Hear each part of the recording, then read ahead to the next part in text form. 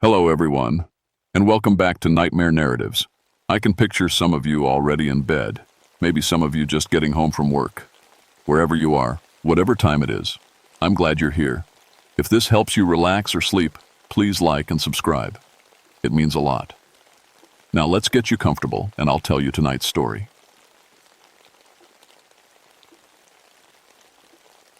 My name is Jacob Thornfield, and I've been a park ranger for 16 years. I know every trail, every rock, and every sound in the Blue Ridge Mountains of Virginia. My great-grandfather was half Cherokee. My grandfather worked these mountains, and my father did too. This land is in my blood. But what happened in August of 1976 changed everything I thought I knew about these mountains. It was the worst heat wave anyone could remember. The temperature hit 110 degrees for 6 straight days. Streams dried up. Animals hid deep in whatever shade they could find. Even the insects seemed to disappear. The whole mountain felt like it was holding its breath. I was stationed at the Devil's Backbone section of the Blue Ridge Parkway. It's a long, narrow ridge that rises up like the spine of some giant buried beast. The Cherokee used to call it Nan Yunui, the Stone Man. They had stories about it, but I never paid much attention to old legends. I was more worried about real problems like lost hikers and bear encounters. On August 13th, my radio crackled to life at 6:30 inches the morning. "Jacob, we got 3 missing hikers on the Backbone Trail," said dispatch. "Last seen yesterday around 4 p.m. at mile marker 5.8. I grabbed my gear, radio, first aid kit, water, flares. The drill was simple. Find them before the heat got worse. People died in weather like this if they weren't careful." The Devil's Backbone Trail runs along the top of the ridge at about 4,000 feet. It's all exposed granite and scrubby pines. No shade, no water. And if you slip off the wrong side, it's a long way down. I'd pulled 3 bodies off those rocks just the year before. I hiked up to where they were last seen. The granite was already hot enough to fry an egg, and it wasn't even 8 a.m. yet. I called out their names: Tom Bradley, Sarah Chen, Mike Warren, all experienced hikers according to their permits. That's when I found the first strange thing. At mile marker 5.9, just off the main trail, I spotted a hiking boot. Then another. They were sitting on a flat piece of granite, but something was wrong. The rubber soles had melted, not just softened, completely melted and fused to the rock like they'd been put on a hot stove. I'd seen heat do crazy things, but never anything like this. The granite around the boots was normal temperature. I could touch it with my bare hands. But those boots were welded to the rock like they'd been hit with a blowtorch. I radioed it in and kept searching. An hour later, I found their campsite. 3 sleeping bags laid out in a perfect circle around a cold fire ring. Their backpacks were arranged in the exact center, opened, with all the contents sorted by type. Food in one pile, clothes in another, electronics in a third. Like someone had been taking inventory. But the weirdest part? There were no footprints leading away from the site. None at all.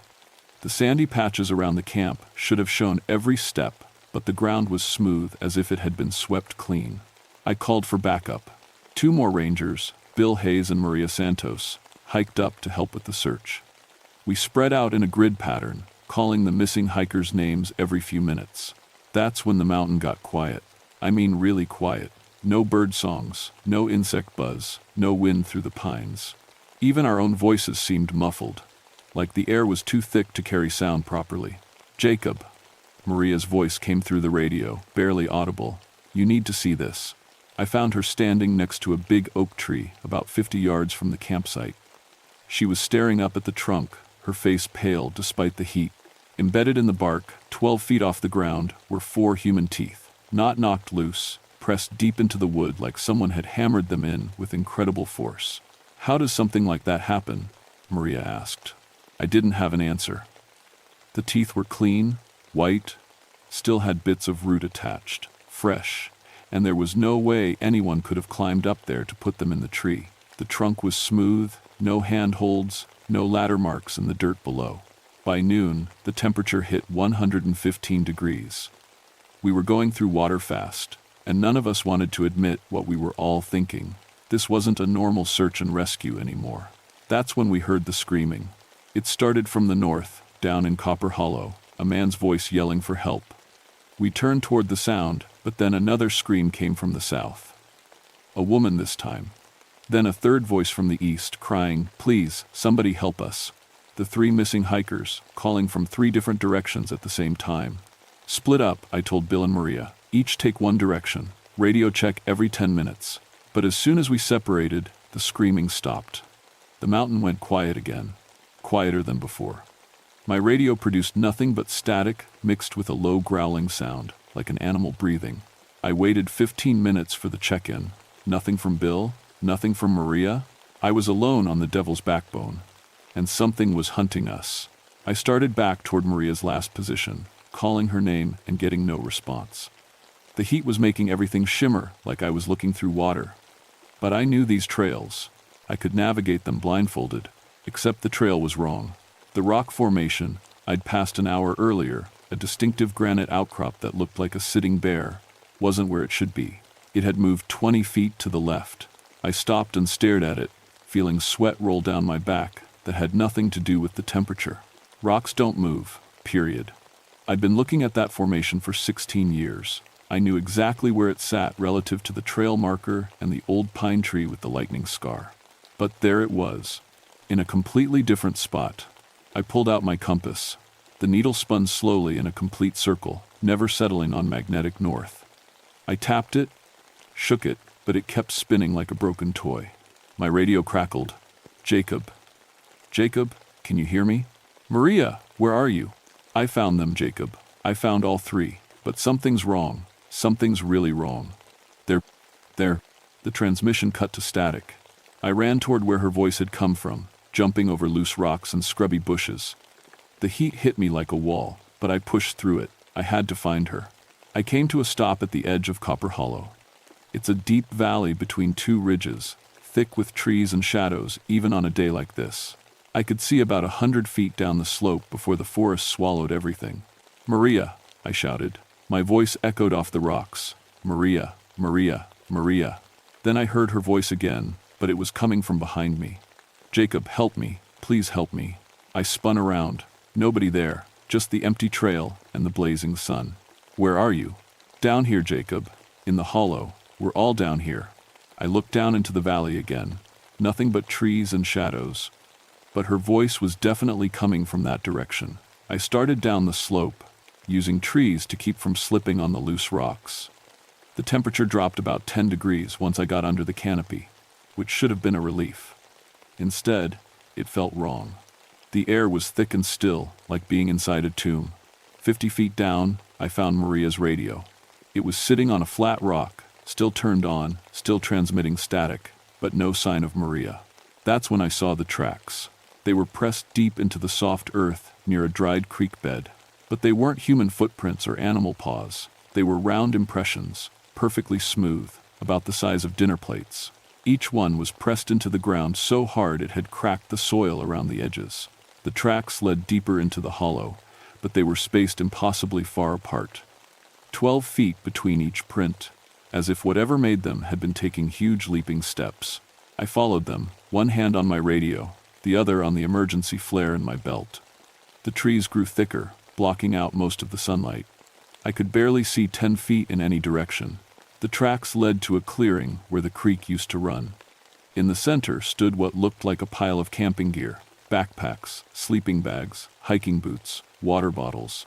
But it was arranged in a perfect pyramid, like some kind of monument. At the top of the pile was Bill's ranger hat. I approached slowly, calling his name. No answer. I reached for the hat, and that's when I noticed what the pyramid was built on. Bones. Human bones. Old ones, yellowed with age, mixed with fresher remains. Ribs, leg bones, skulls with empty eye sockets staring up at me. Some still had bits of cloth attached, old Civil War-era uniforms, faded and rotting. And at the very bottom, partially buried under the older bones, I saw something that made my blood freeze. A park ranger badge, issued to Thomas Patterson, who disappeared on this same ridge in 1954. They never found his body. I backed away from the pile, my heart hammering. Whatever was happening here had been going on for a long time, decades, maybe longer.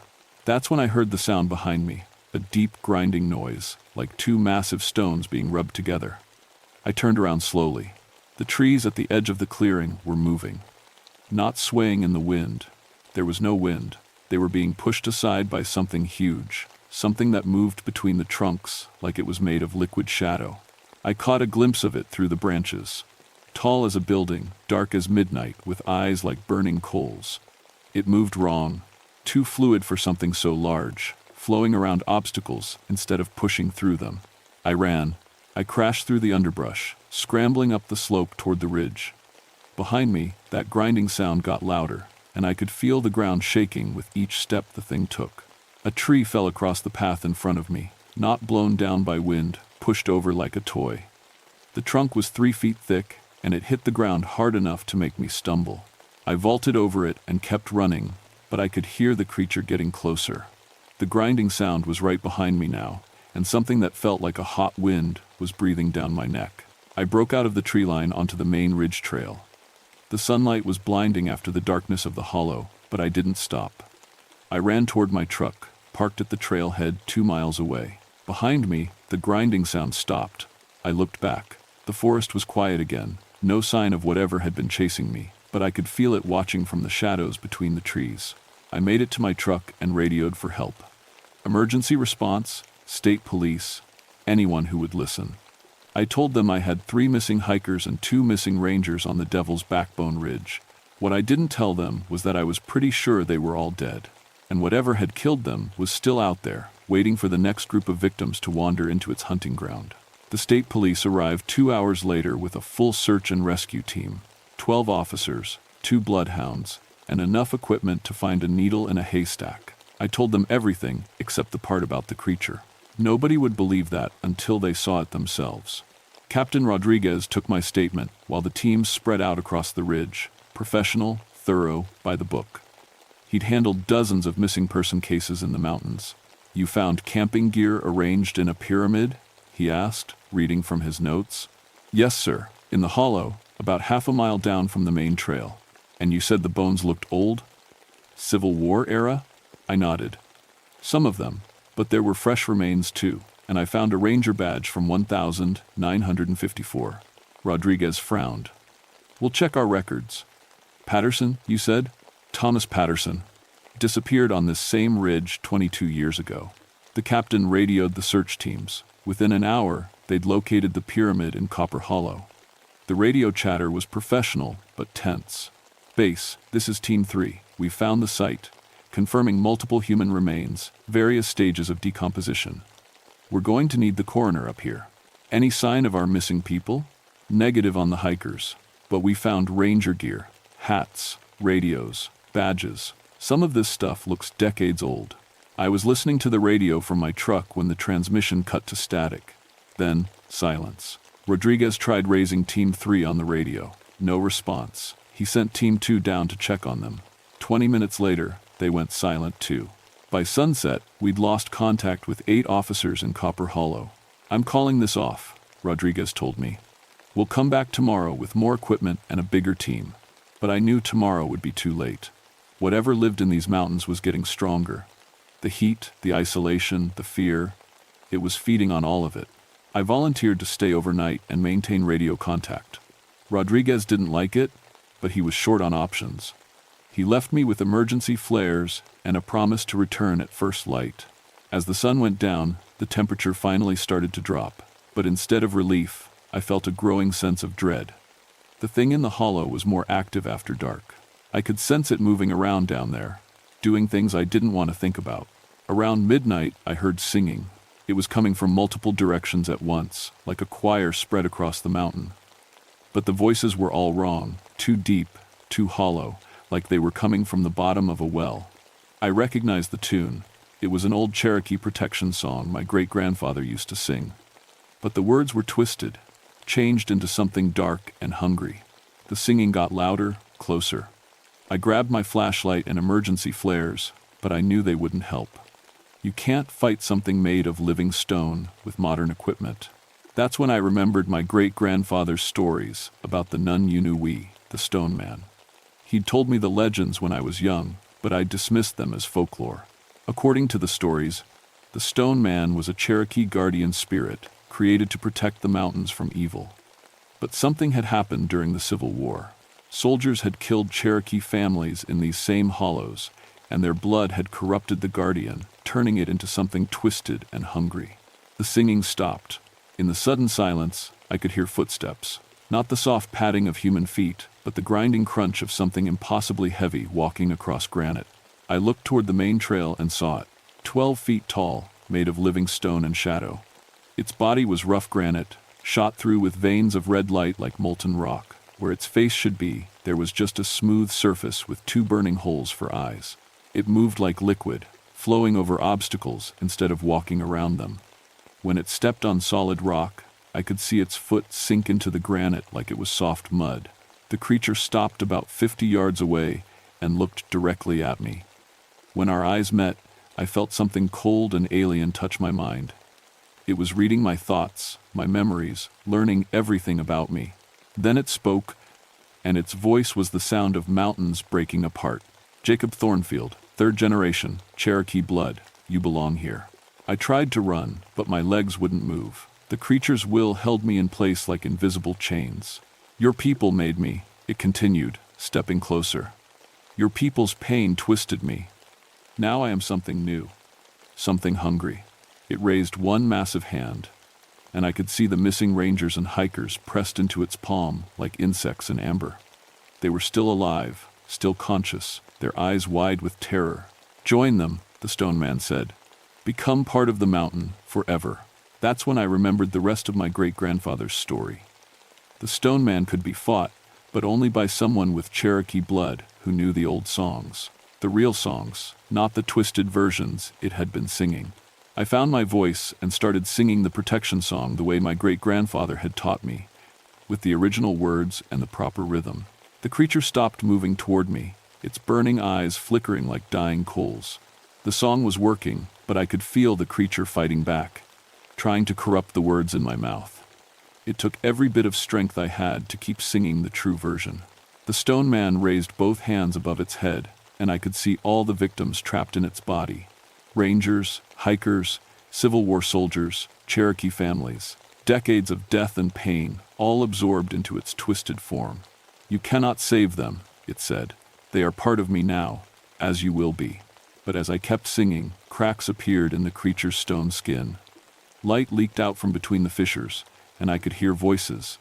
The voices of everyone it had absorbed, crying out for release. The stone man took another step toward me, and that's when I knew the protection song wasn't enough. I needed something stronger. I needed to set them all free.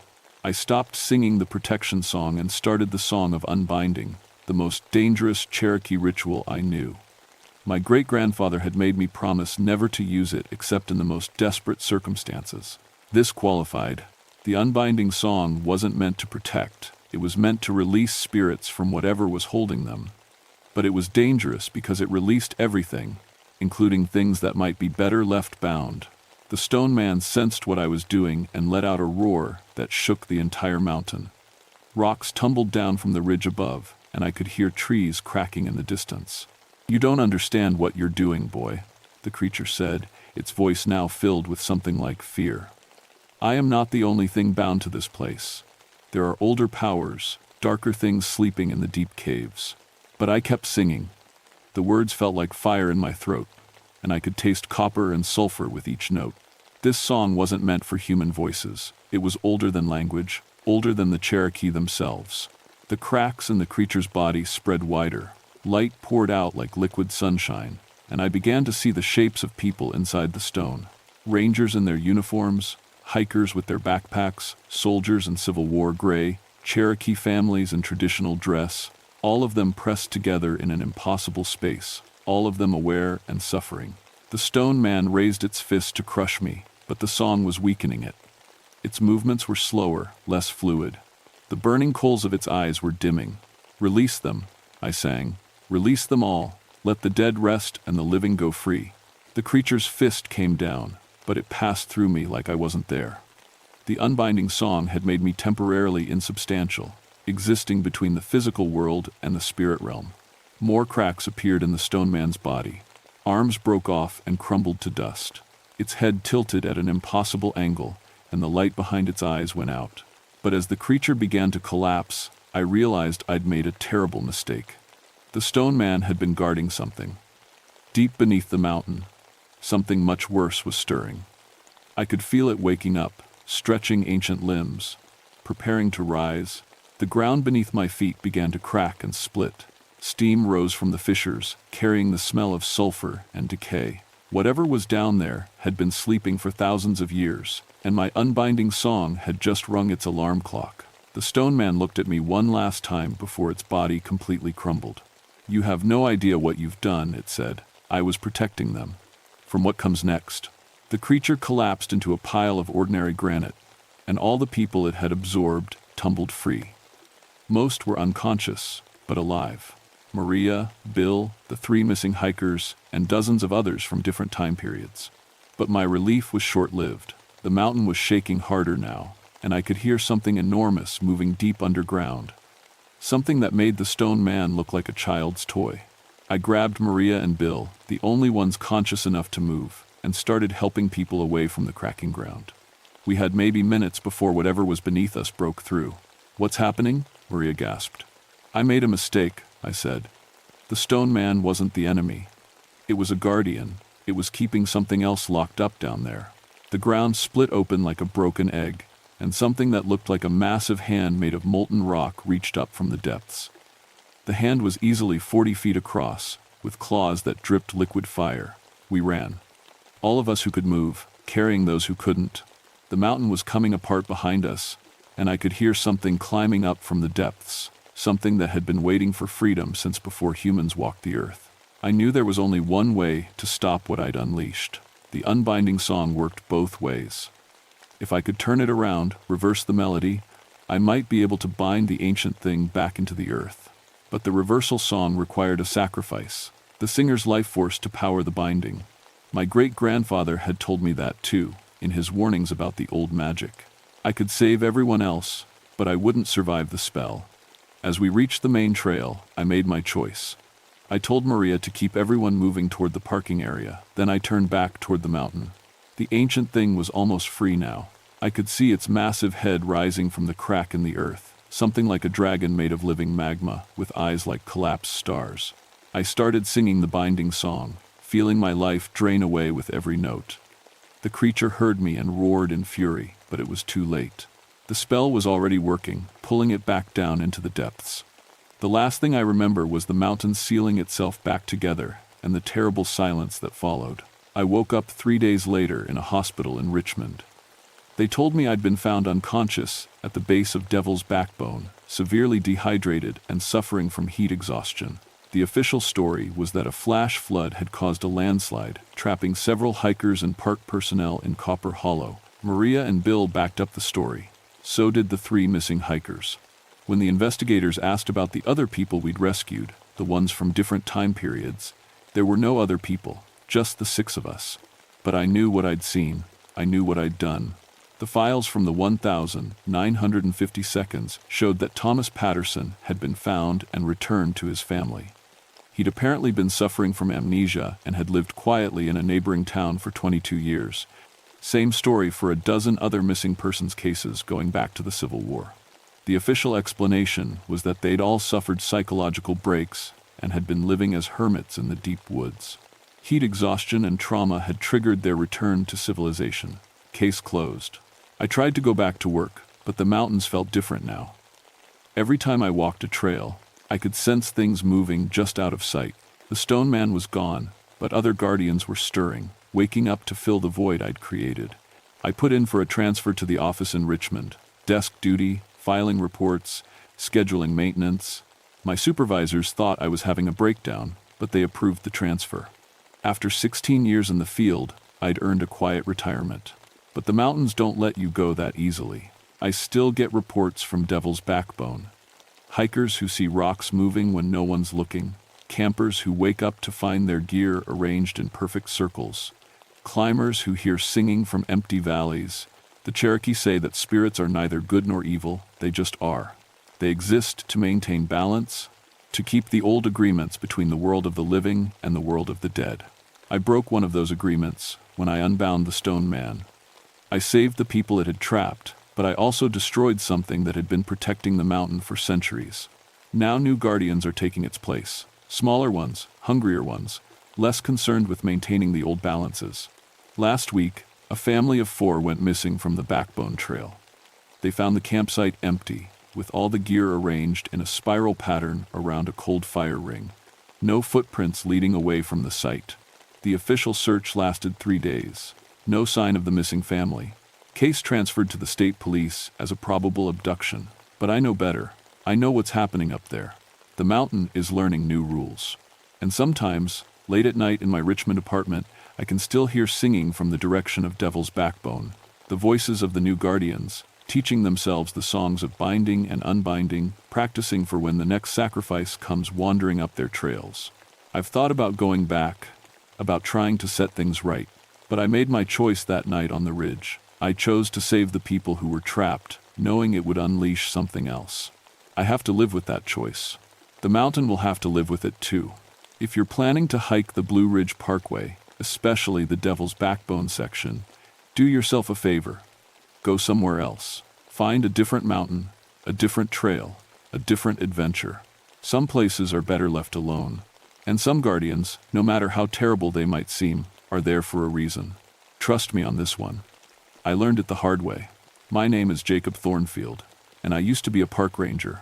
Now I'm just a man who knows too much about the things that live in the spaces between the rocks, waiting for the next group of hikers to arrange their gear in perfect circles and disappear into the hungry darkness of the mountain. The official records will tell you that Devil's Backbone is safe for hiking. The Park Service has never recorded a single supernatural incident in the area. But they're wrong. The mountain remembers everything, and it's still learning how to hunt.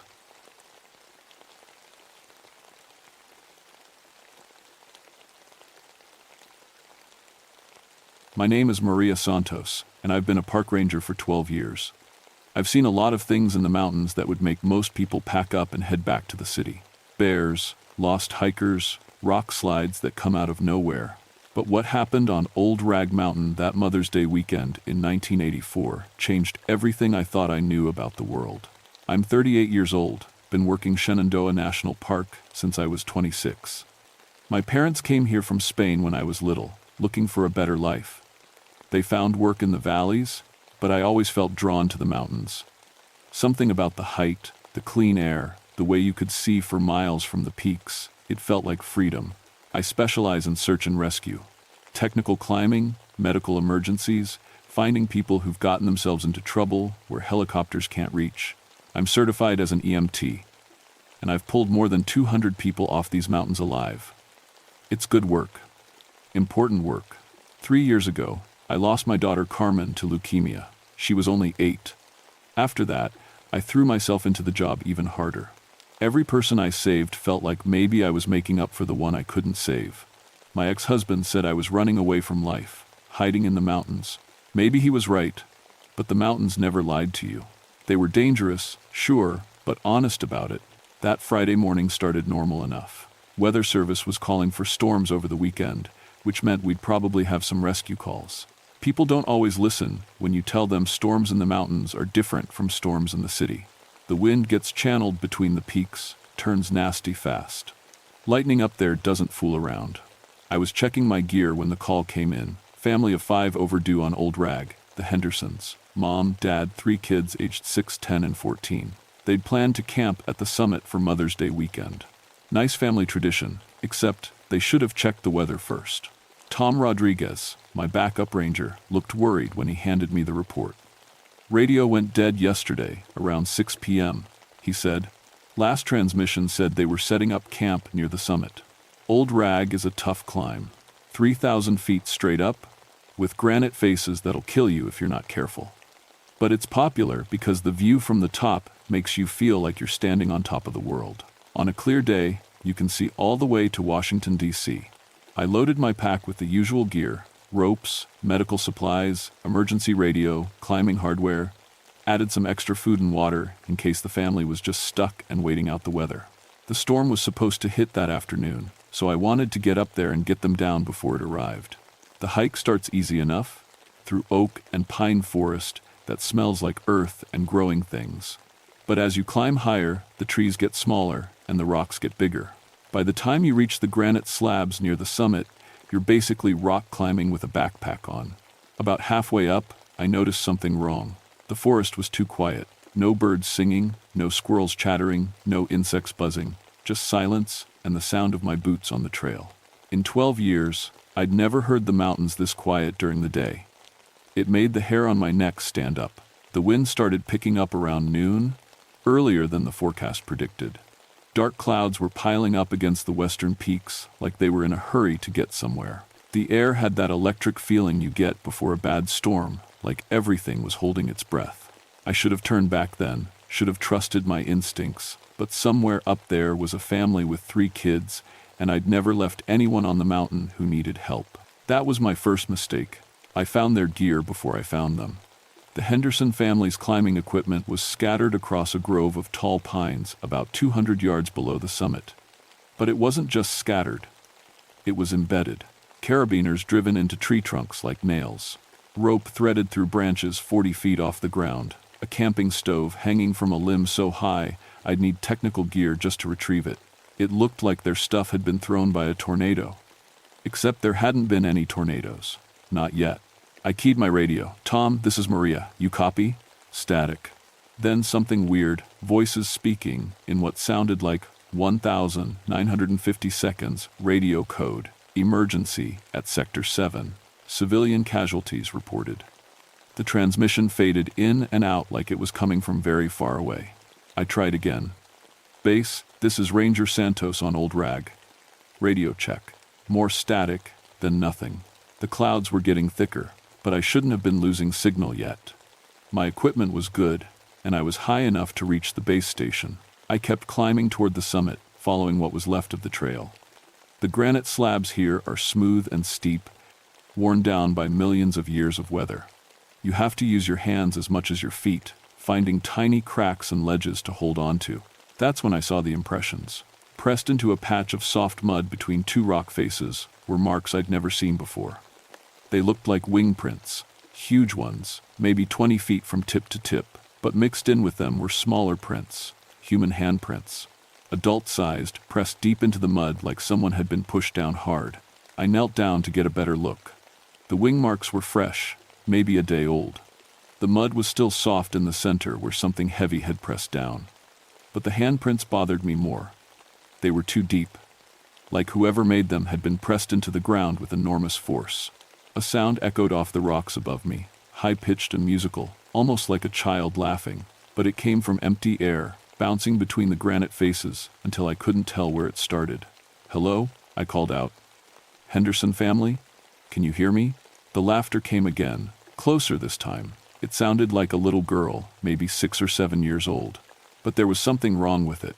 It went on too long, had too many notes that didn't quite sound human. I climbed faster, my heart starting to pound. The summit of Old Rag is mostly bare granite, shaped like a giant bowl. You can see in all directions, which usually makes you feel on top of the world. But now the thick clouds made it feel like I was climbing into a gray ceiling that could fall on me any second. I reached the top and stopped cold. There was a nest. It sat in the center of the summit, built against the highest point of rock. But it wasn't made of sticks and leaves like a normal bird's nest. It was made of human things.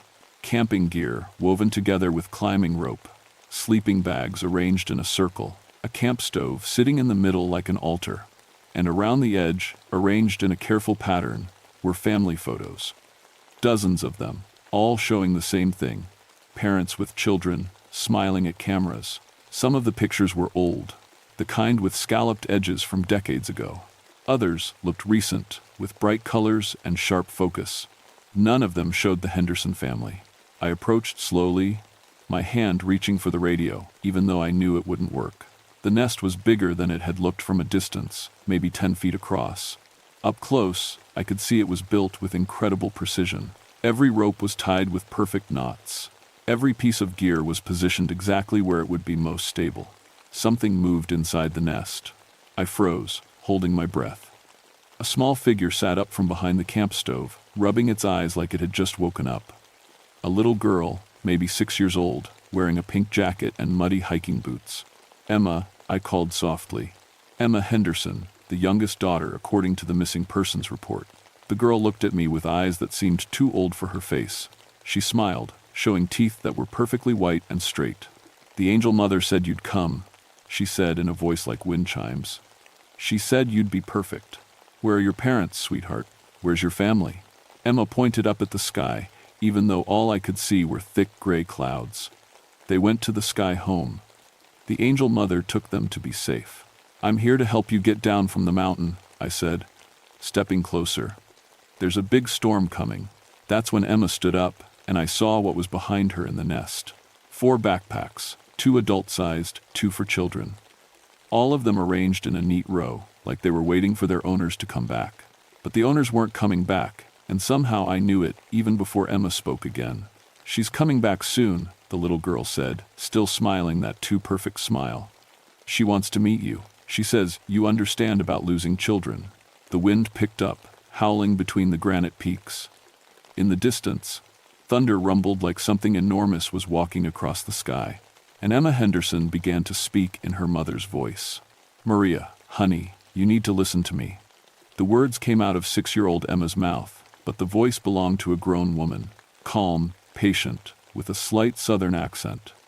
"I know this looks scary, but she's not going to hurt you. She just wants to help." I stumbled backward, my climbing gear clattering. This was impossible. Children don't change voices like that. People don't speak with other people's voices. "Emma," I said, trying to keep my voice steady. "Emma, look at me. What's your name?" The little girl tilted her head, and when she spoke again, it was in a man's voice. Deep, rough around the edges. "She's not Emma anymore, Ranger. She's something better now. We all are." Thunder crashed overhead, much closer than before. The storm was moving in fast, bringing wind that screamed between the rocks. I needed to get this child off the mountain, but nothing about this situation made sense. I keyed my radio again, hoping for any kind of signal. Instead, I heard something that made my blood freeze. Emma's real voice, crying and scared, coming through the static. "Mommy, Daddy, where are you? It's dark and I can't find you, and there's something in the trees, and it has big wings, and..." The transmission cut off. I looked at the little girl standing in front of me. She was still smiling, but now she spoke in yet another voice. A teenage boy, scared and confused. "She took us up high," the voice said through Emma's mouth. "Way up high where the air is thin and you can see everything. Mom tried to fight, but you can't fight something with wings that big. Dad tried to grab us, but she was so strong. So incredibly strong." "Stop it," I whispered. "Stop doing that." Emma's expression changed. For just a moment, I saw the real 6-year-old underneath. Terrified, confused, desperate to go home.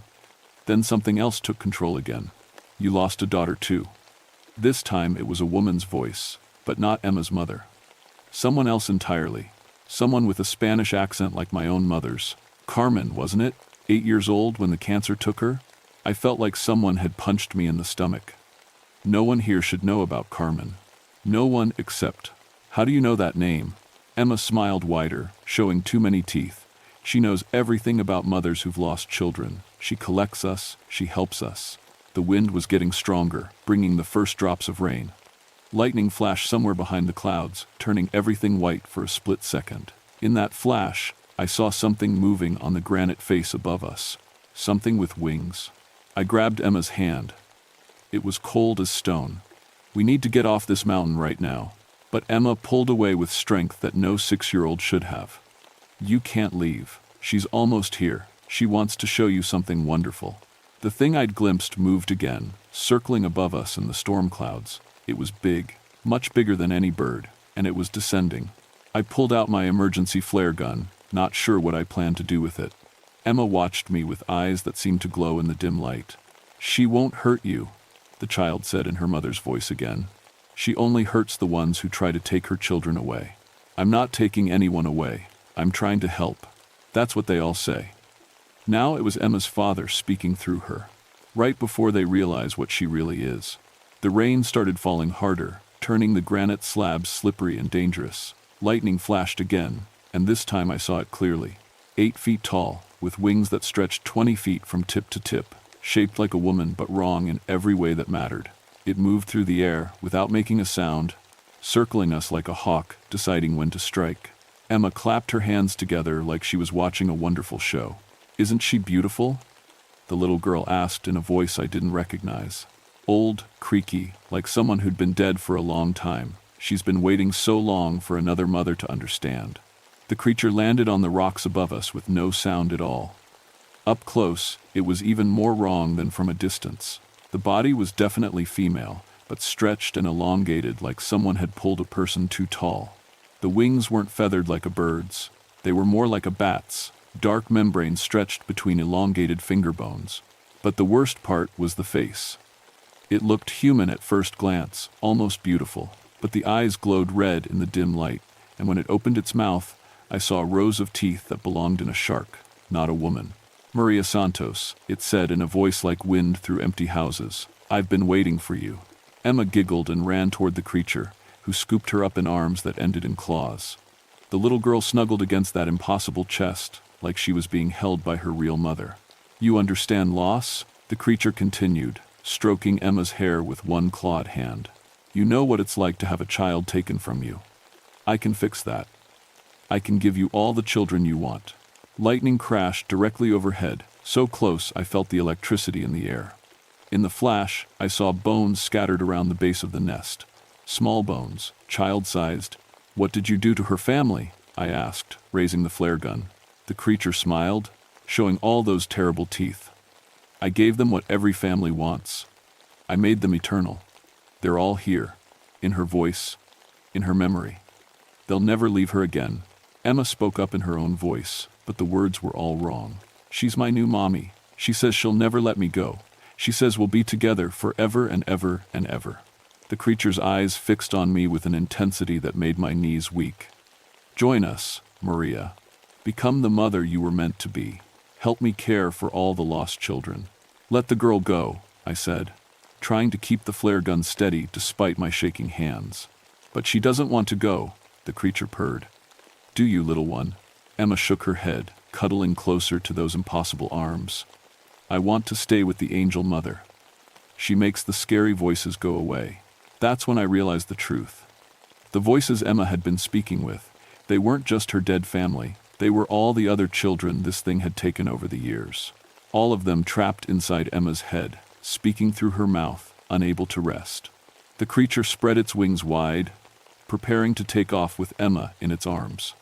Rain poured down harder, making everything slippery and dangerous. "Last chance, Maria," it said. "Come with us willingly, and I'll let you keep your memories of Carmen. Fight me, and I'll take those too." I thought about my daughter, about her laugh, her smile, the way she used to fall asleep in my lap while I read her stories. Then I thought about Emma Henderson, 6 years old and trapped in a nightmare she couldn't understand. I pulled the trigger. The flare hit the creature square in the chest, exploding in a burst of red fire and chemical smoke. It shrieked, a sound like metal tearing and wind screaming, and dropped Emma onto the granite. The little girl hit hard, crying out in pain. Real pain, in her own voice. For the first time since I'd found her, she sounded like an actual 6-year-old child. The creature's wing membrane was burning where the flare had struck, holes melting through the thin skin. It stumbled backward, those red eyes blazing with fury instead of false warmth. "You can't hurt her," Emma screamed. But now she was speaking in her dead mother's voice again. "She's all we have left." I scooped up the little girl, surprised by how light she felt. Too light, like she was mostly hollow inside. She fought against me, but weakly, like someone fighting in their sleep. "We're getting off this mountain," I said, backing toward the trail that led down from the summit. The creature recovered faster than I'd hoped. The holes in its wings were already starting to close, the burned edges healing like they were made of liquid instead of flesh. It launched itself into the air again, circling us in the rain and lightning. "You don't understand," it called down to us. "She chose to stay. They all chose to stay. I only give them what they want most, a mother who will never leave them." Emma went limp in my arms, speaking now in the voice of her teenage brother. "She's right, you know. Being alone is worse than this. At least here we're all together." I started down the trail, moving as fast as I dared on the slippery rocks. The creature followed overhead, sometimes visible in the lightning flashes, sometimes just a shadow moving through the storm clouds. Think about Carmen, it called to me, its voice somehow carrying over the wind and thunder. She died alone, didn't she? In a hospital bed while you were home sleeping? You weren't there when she needed you most. Shut up, I whispered, but the words hit like physical blows. Because it was true. I hadn't been there. I'd gone home to shower and change clothes, thinking I had more time. Carmen died while I was sitting in my car in the hospital parking lot, working up the courage to go back inside. I can bring her back, the creature continued. Not like this broken little shell you're carrying. Really back, young and healthy and perfect. All you have to do is let me help you. Emma stirred in my arms, looking up at me with eyes that now seemed to hold decades of sadness. She brought back my mommy and daddy and brother, she said in her own voice. They live inside me now. We're never apart. The trail down from Old Rag is treacherous, even in good weather. In a storm, with rain making every rock surface slick and lightning turning the world into a strobe light, it was nearly suicidal. But I kept moving, Emma's weight shifting in my arms as different voices took control of her small body. Behind us, the creature had gone silent. That worried me more than the taunting had. I couldn't see it anymore, couldn't hear the massive wings cutting through the air. In the storm, that thing could be anywhere. I was halfway down the granite face when it struck. Claws raked across my back, shredding my pack and jacket. I stumbled, nearly dropping Emma, catching myself against a rock face with my free hand. The creature landed on the narrow trail ahead of us, blocking our path. Give her back, it hissed. She belongs with her family. Her family is dead, I said, pulling out my backup flare. You killed them. I freed them from the pain of separation. Now they're all together, forever. Isn't that what every family wants? Emma spoke up in what I now realized was her father's voice. She's right, Ranger. Death isn't the worst thing that can happen to a family. Being apart is worse. The creature stepped closer, its red eyes fixed on mine. This close, I could see that its face was a horrible mixture of human and something else. Beautiful from a distance, but wrong in every detail when you looked closely. The skin was too smooth, like plastic. The smile was too wide. The eyes reflected light like an animal's. You know I'm right, it said softly. Your daughter called for you when she died, called for her mommy, but you weren't there, were you? I raised the flare gun, but my hand was shaking. Not from fear, from grief, because every word was true. Let me fix that, the creature whispered. Let me give you a family that will never leave you. Children who will never grow up, never get sick, never die. All you have to do is say, yes. For a moment, I almost did. The loneliness since Carmen's death had been like a physical weight, crushing me a little more every day. The idea of having her back, of having a family again, was almost irresistible. Then Emma spoke in her own voice, small and scared and heartbreakingly young. Please, she whispered. I want to go home. I want my real mommy. I looked down at this little girl I barely knew and saw Carmen's face for just a moment. Not because they looked alike, but because they were both 6 years old and afraid and needing someone to protect them. I'd failed my daughter. I wouldn't fail Emma. I fired the flare directly into the creature's face. It screamed and stumbled backward, its hands clawing at burning eyes. I didn't wait to see how much damage I'd done. I grabbed Emma and ran down the trail as fast as I dared, rocks sliding under my feet, rain making everything a blur. Behind us, the creature's screams turned into something else, wings beating against the air. It was following us, blind but not helpless. The trail switched back down the mountain face, each turn bringing us closer to the tree line. If I could reach the forest, maybe we'd have cover. Maybe I could lose it in the darkness between the trees. Emma was speaking in multiple voices now, all of them pleading with me to go back. Her mother begging me to reconsider, her father promising it would be better, her brother saying he missed being alive but this was close enough. They're not really in there, I said, more to myself than to her. You're just remembering them. Does it matter? Emma asked in her grandmother's voice, a woman I'd never met. If the memory is perfect, if it never fades, if they're always with you, does it matter if they're real? A tree exploded next to us as the creature crashed into it, still following by sound and scent despite its damaged eyes. Splinters of wood flew like shrapnel, and I felt several pieces cut into my arms and face. We were close to the tree line now. I could see the dark shapes of pines ahead, their branches whipping in the wind. Safety was maybe 50 yards away. That's when I slipped. The rock face was slick with rain, and my boots skidded on a loose stone. Emma and I went down hard, sliding toward the edge of the trail where it dropped off into a 100-foot fall. I managed to catch hold of a tree root with one hand. Emma clutched against my chest with the other. We dangled there in the rain, my shoulders screaming with pain from our combined weight. Above us, the creature landed on the trail. Its eyes were healing, the burned flesh knitting itself back together. In a few minutes, it would be able to see again. "End of the line," it said, walking slowly to the edge where we hung. "Give me the child, and I'll pull you back up. Try to keep her, and you'll both fall. Your choice, Maria." I looked down at Emma. She was speaking in her mother's voice again, but softer now, sadder. "Let me go," she said. "I'm not really alive anymore anyway. I haven't been since she took my family. At least this way you can live." "No," I said. "I'm not letting go of you." "Why not?" Emma asked in her own voice. "You let go of Carmen." The words hit harder than the creature's claws had. Because they were true. I had let go of Carmen. I'd given up fighting the cancer, accepted the doctor's prognosis, started planning her funeral while she was still alive. I'd let go long before she died. "This is different," I said.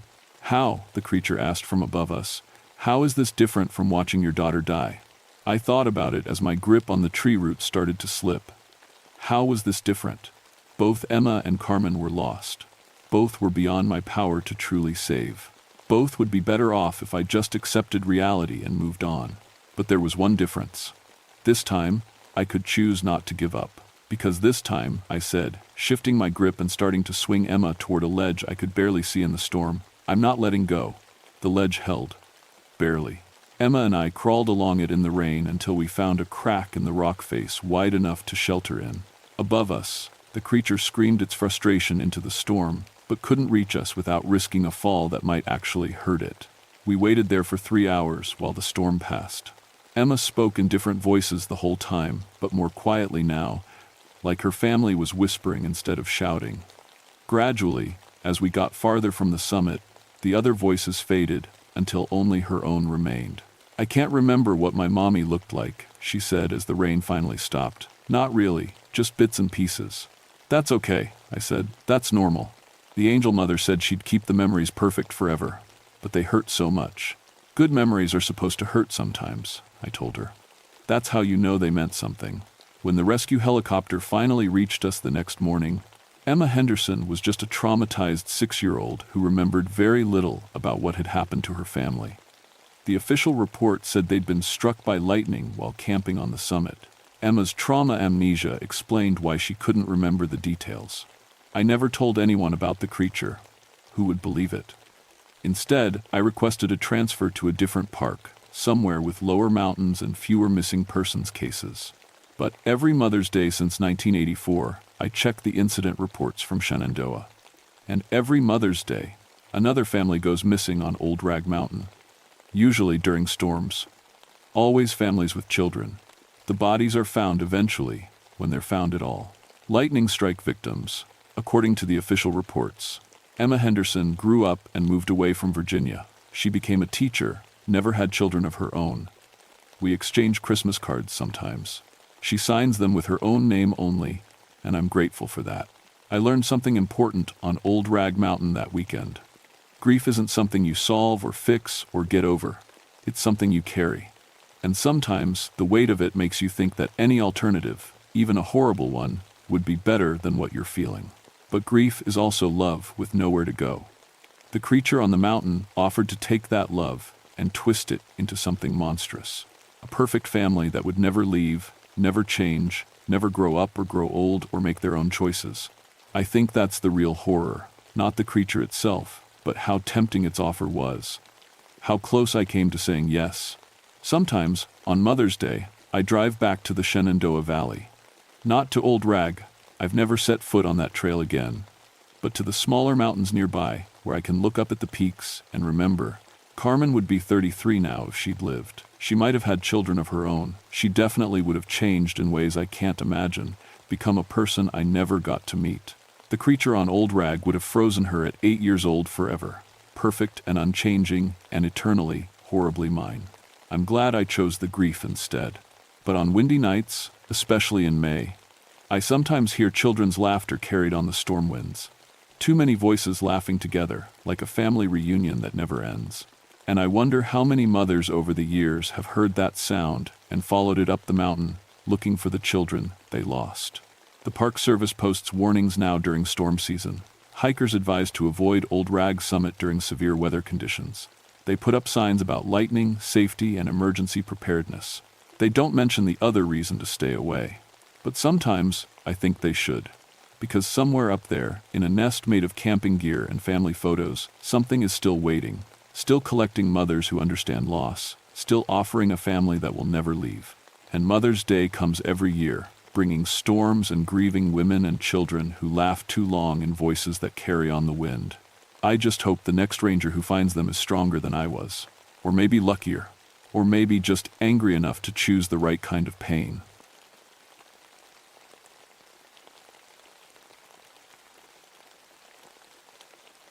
My name is Robert Morrison, but everyone calls me Buck.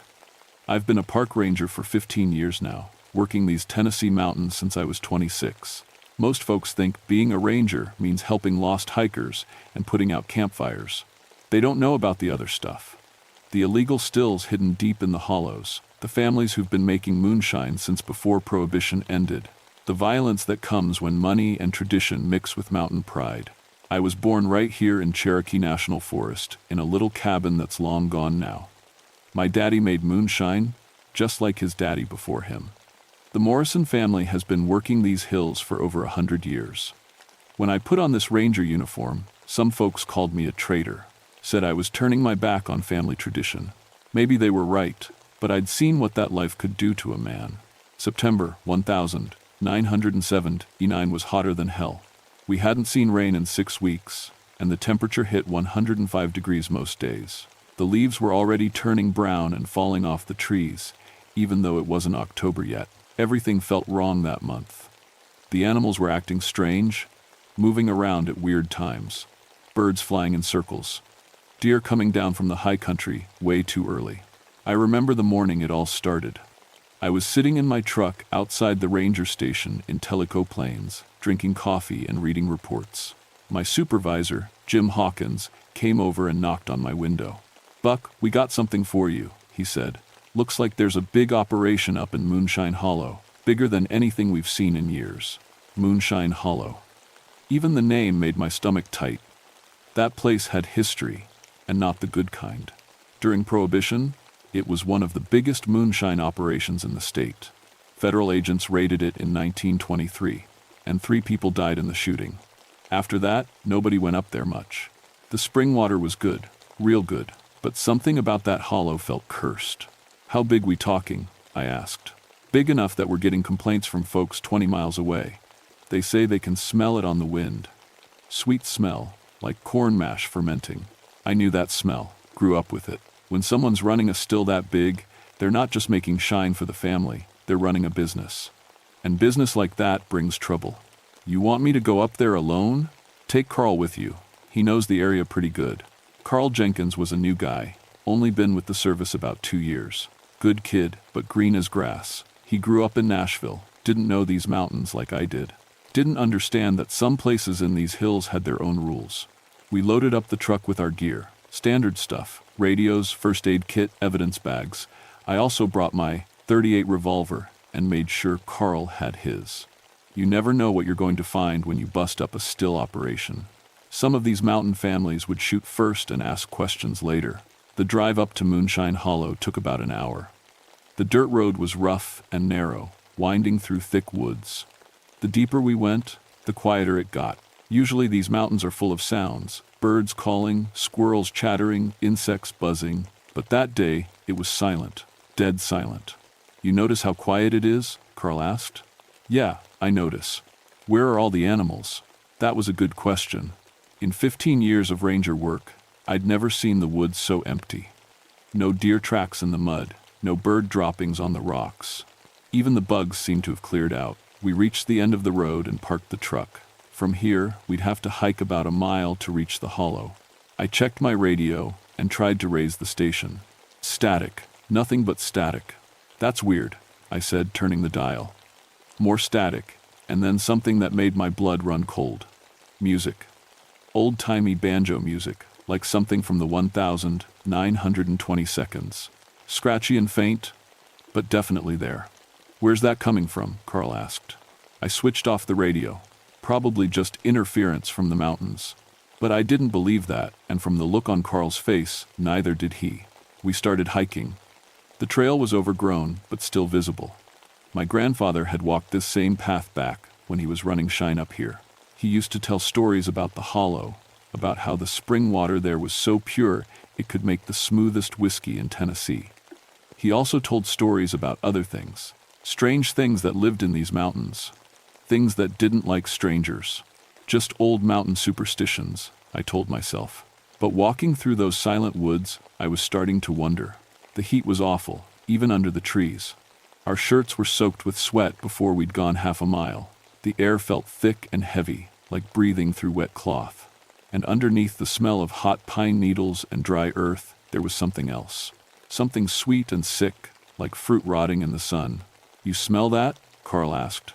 Yeah, could be the still. When they're running a big operation, the smell can carry for miles.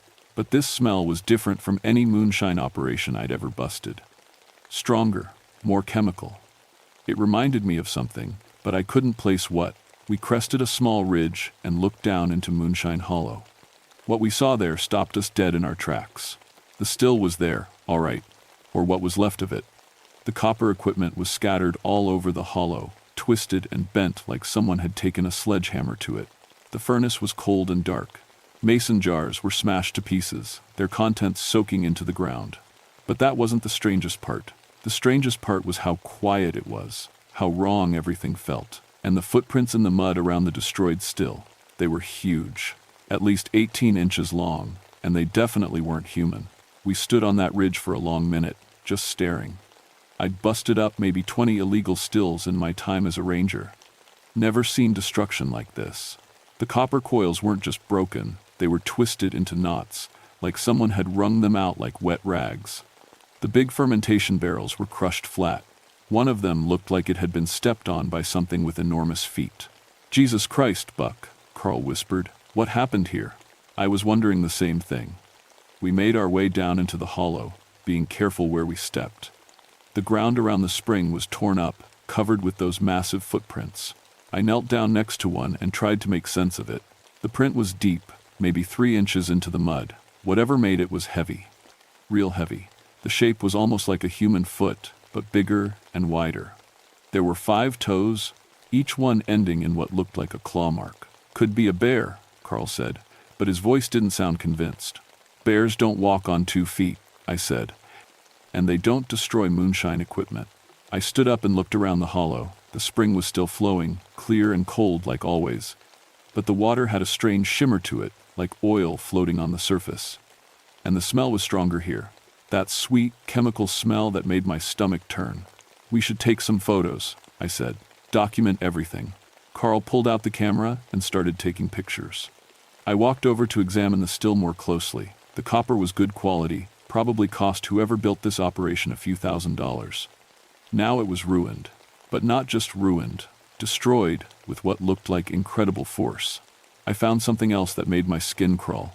Claw marks on the oak trees around the hollow, deep gouges in the bark, about 8 feet off the ground. Whatever made those marks was tall, very tall. Buck, you need to see this, Carl called. He was standing by the spring, holding something in his hand. When I got closer, I saw it was a piece of cloth. Denim, like from a pair of work pants. It was torn and stained with something dark. There's more over here, he said, pointing to the base of a large rock. Looks like someone lost a fight. There were definitely signs of a struggle. Scuffed earth, broken branches, more scraps of clothing, and something else. Dark stains on the rocks that could have been blood. Maybe the still operators ran into some competition, I suggested. You know how these mountain families can get territorial.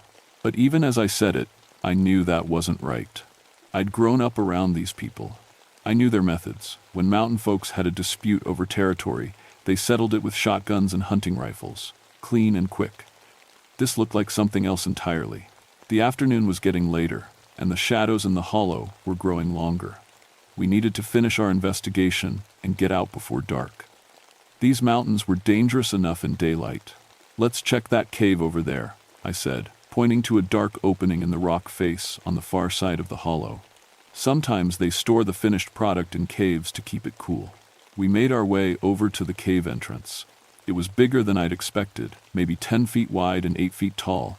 Cool air flowed out of the opening, carrying that same strange chemical smell.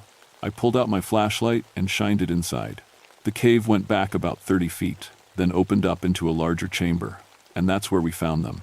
Skeletons, human skeletons, lots of them. Some were old, really old. The bones were yellow and brittle, the clothing rotted away to nothing. But others looked more recent. I could still see scraps of cloth, belt buckles, even some old coins scattered around. "My God," Carl breathed. "How many people died up here?" I counted at least a dozen skulls, maybe more. Some of the skeletons were arranged almost like they'd been placed there deliberately. Others were scattered around like they'd been dragged. "Could be from the raid in 23, I said. "Federal agents and moonshiners killed each other. Maybe they buried the bodies up here." But I was starting to get a bad feeling. A real bad feeling. Because some of those bones didn't look like they'd died from gunshot wounds. They looked like they'd been chewed. We spent another hour documenting the cave, taking photos and notes. The whole time, I couldn't shake the feeling that we were being watched. Every shadow seemed to move. Every sound echoed strangely in the hollow. Finally, the sun started setting behind the ridge. "Time to go. We'll come back tomorrow with a bigger team," I told Carl. "Get the county sheriff involved, maybe the state police. This is bigger than just a moonshine bust." We hiked back to the truck as fast as we could without running. The woods were still unnaturally quiet, but now there was something else. A feeling of presence, like something large was moving through the trees just out of sight, keeping pace with us. I tried the radio again when we reached the truck. Still nothing but static and that strange banjo music. The truck engine turned over on the first try, and I'd never been so happy to hear a motor running. We drove out of there as the last light faded from the sky. In the rearview mirror, I thought I saw something large moving between the trees, something that walked on 2 legs but was definitely not human. "Did you see that?" I asked Carl. He was looking back too, his face pale in the dashboard light. "See what?" "Never mind," I said, but I pressed harder on the gas pedal. We made it back to the ranger station just as full darkness fell. I filed our report and locked the evidence in the safe. The photos would have to be developed, the cloth samples sent to the lab. Standard procedure, but there was nothing standard about what we'd found up there. That night, I went home to my little cabin outside town and tried to make sense of it all. I sat on my porch with a beer and thought about those footprints, those claw marks, those chewed bones. My grandfather's stories came back to me. Stories about things that lived in the deep mountains, things that didn't like strangers coming around, things that protected the old places from outsiders. Just superstition, I told myself. But I made sure my Dio 38 was loaded before I went to bed, and I dreamed about something large and hairy watching me from the tree line. Something with glowing green eyes and breath that smelled like death and chemicals.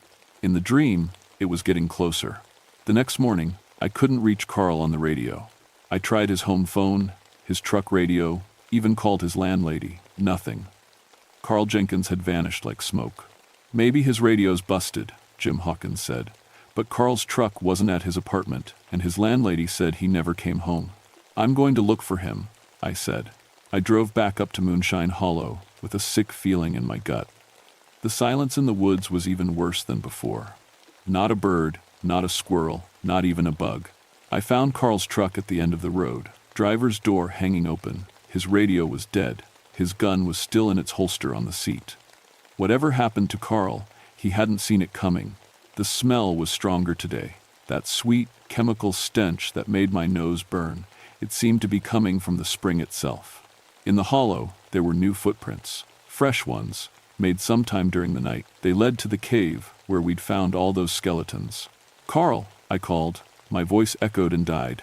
No answer. I drew my .38 and entered the cave. The skeletons were still there, but there was something new. Carl's ranger hat was lying next to one of the skull clusters, and beside it, fresh drag marks in the dirt. The drag marks led to a narrow tunnel I hadn't noticed before. It opened into another chamber, a bigger one.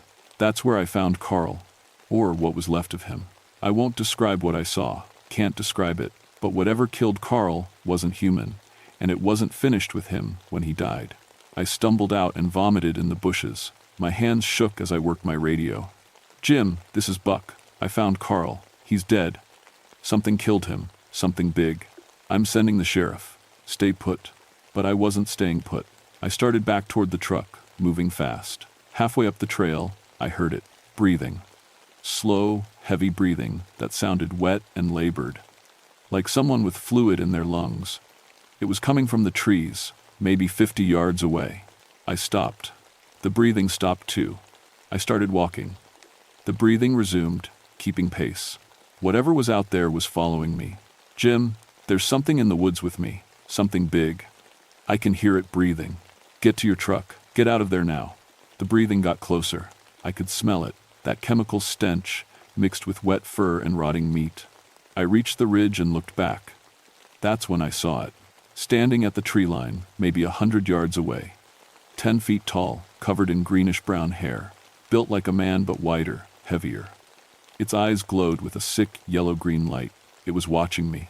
We stared at each other for 10 seconds. Then it stepped back into the trees and vanished. I made it to my truck and drove out of those mountains like the devil was chasing me. When I got back, Jim poured me coffee with something stronger in it. "Tell me what happened." So I told him, all of it. When I finished, Jim was quiet. "You sure about what you saw?" "I'm sure. Because what you're describing sounds like a horror movie. I know how it sounds, but I know what I saw." The sheriff arrived with deputies and a wildlife officer. They recovered Carl's body and came back looking shaken. "Biggest damn bear tracks I ever saw," the sheriff said. "Poor kid never had a chance." Bear tracks, that's what they called them. But I knew better. That night, I sat on my porch with my .38 and a bottle of whiskey. Around midnight, the wind carried a familiar smell across the valley. Sweet, chemical, rotten. It was coming closer. For 3 days, I stayed away from Moonshine Hollow. Jim gave me desk duty, said I needed time to process what happened. On the 4th night, it came for me. I was on my porch when I heard something moving in the woods behind my cabin. Big and heavy, breaking branches. The smell hit me immediately. That sick, chemical stench. "I know you're out there," I called. "What do you want?" The sound stopped. Then I heard that wet, labored breathing, maybe 30 yards away. "You killed my partner. Why?" A low rumble came from the woods. Not quite a growl, not quite a voice. But there was intelligence in it. "You're protecting something up there, the hollow. That's your territory, isn't it?" Another rumble, louder this time, angry. That's when it stepped into the light. 10 feet tall, just like I remembered. But up close, I realized it was wrong. Its fur had a greenish tint, like it was contaminated. Its eyes glowed brighter than any animal's should. Its breath came out in visible green vapor that made my lungs burn. And its hands, God, its hands were huge, with claws like broken glass. It opened its mouth and breathed at me. The green vapor hit like poison. My lungs felt like they were on fire. The world started spinning, and I saw things that weren't there. Carl's face, twisted in pain. My grandfather, shaking his head in disappointment. I fell to my knees, gasping. This was how Carl died, not torn apart, but poisoned by this thing's breath. But I had something Carl didn't have. My grandfather's stories. I knew what this thing was. It was a guardian, a protector of the old places. The chemical contamination from decades of moonshine operations had changed it, made it toxic, but it was still following its ancient purpose. With my last bit of consciousness, I rolled toward my cabin. My hand found the bottle of moonshine I kept on the porch. 180 proof, the real stuff. The creature followed, breathing out more poison vapor. I pulled out my lighter and touched flame to the bottle mouth.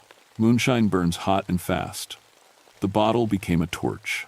I threw it at the creature's chest. The alcohol splashed and caught fire immediately. The thing screamed like a steam engine exploding. It stumbled backward, beating at the flames. For a moment, I thought I'd killed it. But the fire went out quickly, and the creature was still standing, hurt but not defeated. Its eyes were brighter now, full of rage and pain. It started toward me again. That's when I heard the sirens. Jim had been trying to reach me on the radio. When I didn't answer, he'd called the sheriff. They were coming up my road with lights flashing.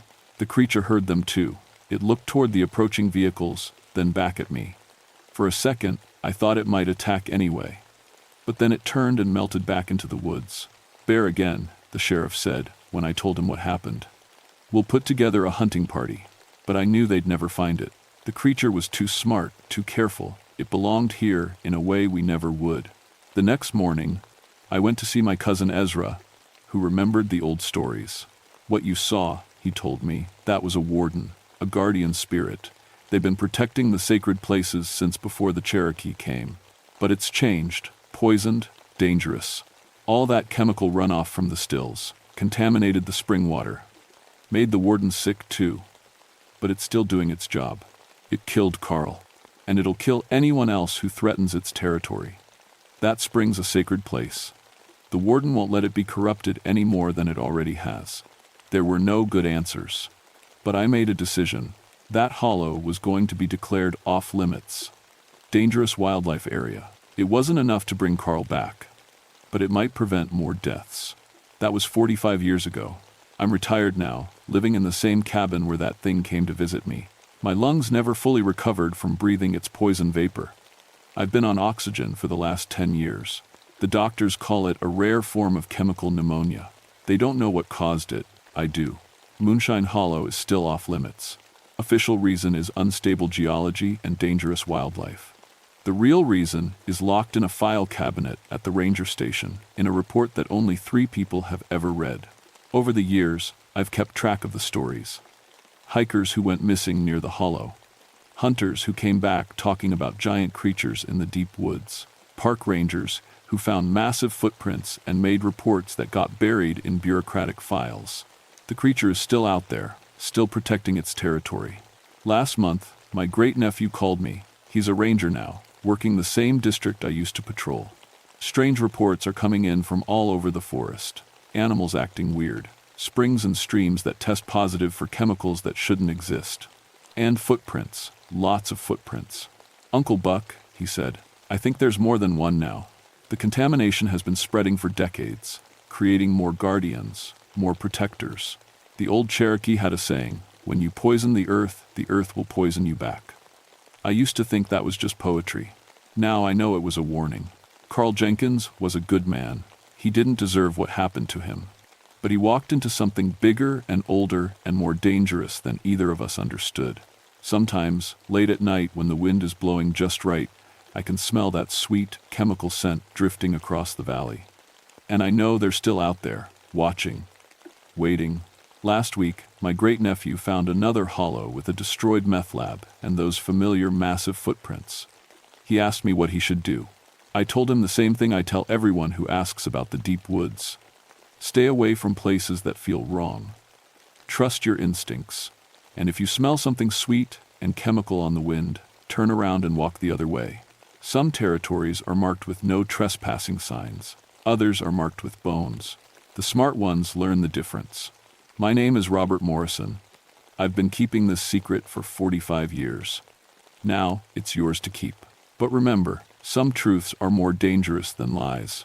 And some monsters are just trying to protect what little wilderness we have left.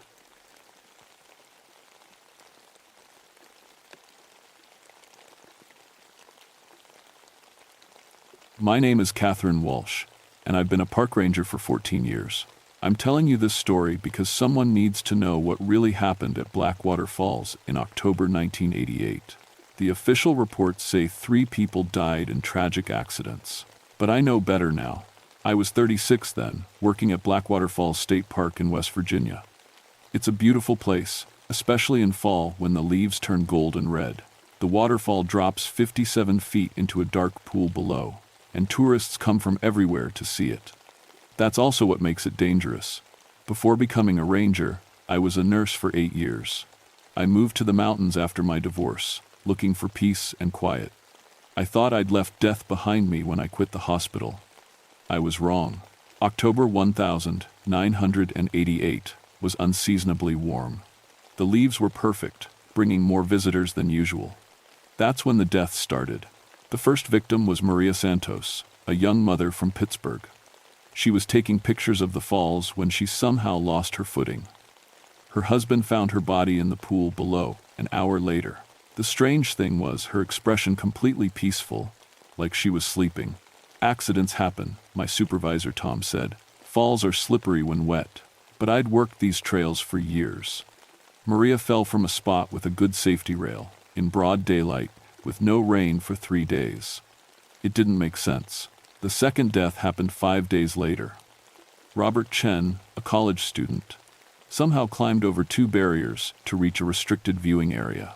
His camera was found on the safe side of the rail, but his body was at the bottom of the falls. Again, that same peaceful expression. That's when the rumors started. Visitors began talking about seeing someone near the falls, a woman in white who appeared just before sunset. Local guides started telling stories about the mill owner's daughter who drowned in 1889. Tourist nonsense, I thought. Then Sarah Mitchell died. Sarah was an experienced hiker, 62 years old.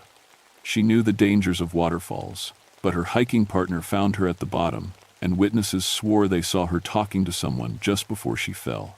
When asked who, they couldn't give a clear answer. A woman in an old-fashioned dress, one said. But when I looked again, no one was there. 3 deaths in 2 weeks. My job was visitor safety, and I was failing. Tom ordered increased patrols and new warning signs, but something felt wrong beyond just accidents. That evening, I walked the falls trail alone, checking for loose boards or broken rails. The sun was setting, creating long shadows through the trees. The autumn air smelled of dying leaves and damp earth. The waterfall sounded different, somehow louder, more urgent. The water volume seemed higher than normal, which was impossible. We hadn't had rain in over a week. As I approached the main viewing platform, I felt a sudden chill. The temperature dropped at least 10 degrees in seconds. My breath came out in small puffs. Then I saw her. A young woman stood at the edge of the falls, just beyond the safety rail. She wore a long white dress that looked like something from 100 years ago. Her dark hair hung loose around her shoulders. She was beautiful, but something about her made my heart race with fear. She turned and looked directly at me. Her skin was pale as moonlight, and water dripped constantly from her hair and dress, even though she stood well away from the spray. But it was her eyes that froze me in place, deep, sad, and hungry. She smiled and gestured for me to come closer. Every instinct told me to run, but my feet moved forward against my will. She was so beautiful, so lonely-looking. I wanted to help her. I was 3 steps from the rail when a squirrel ran across my path, breaking whatever spell held me. When I looked up, she was gone. I searched the area with my flashlight, calling out in case someone was really in trouble. Nothing. No footprints in the soft earth, no sign anyone had been there. But when I developed the film from my trail camera later that night, she was there in 3 different photos, standing exactly where I'd seen her. The next morning, I tried to convince myself I'd imagined the whole thing. Stress from the recent deaths, maybe. Too much coffee and not enough sleep. But the photographs were real. I stared at them for an hour, looking for some explanation. The woman appeared solid in the images, not like a double exposure or camera error. Her period dress was clearly visible, and water seemed to drip from her hair onto the wooden platform. I showed the photos to Tom. Camera malfunction, he said without hesitation. Maybe someone was doing historical reenactment photography earlier. At sunset, in a restricted area? Tom shrugged. People do stupid things for pictures. Just keep an eye out for trespassers. But I knew what I'd seen. The woman wasn't solid like a real person. She was translucent, like looking through thick glass. That afternoon, I was leading a safety talk for a group of tourists when Mrs. Henderson, an elderly visitor from Maryland, raised her hand. "Excuse me, dear," she said, "but is there someone who works here dressed in old-fashioned clothes? I saw a young lady in a long white dress yesterday evening, and she seemed to be trying to tell me something important." My blood went cold. What exactly did she do? Well, she was standing right at the edge of the water, waving for me to come closer. Such a pretty girl, but she looked so sad. I started walking toward her to see if she needed help, but my grandson grabbed my arm. When I looked back, she was gone. The grandson nodded. Grandma was heading straight for the edge. There was nobody there. Mrs. Henderson looked confused. But I saw her clear as day. She was dripping wet, like she'd just climbed out of the water. After the group left, I radioed all the rangers to watch for anyone in period costume. The responses were troubling. 3 different rangers reported seeing a woman in white near the falls over the past week, always just before sunset. Thought she was a tourist doing photography, Ranger Mike said. But when I went to check if she had permits, she vanished. That evening, I positioned myself at the main overlook an hour before sunset. I brought my camera, voice recorder, and thermometer. If something was happening, I was going to document it.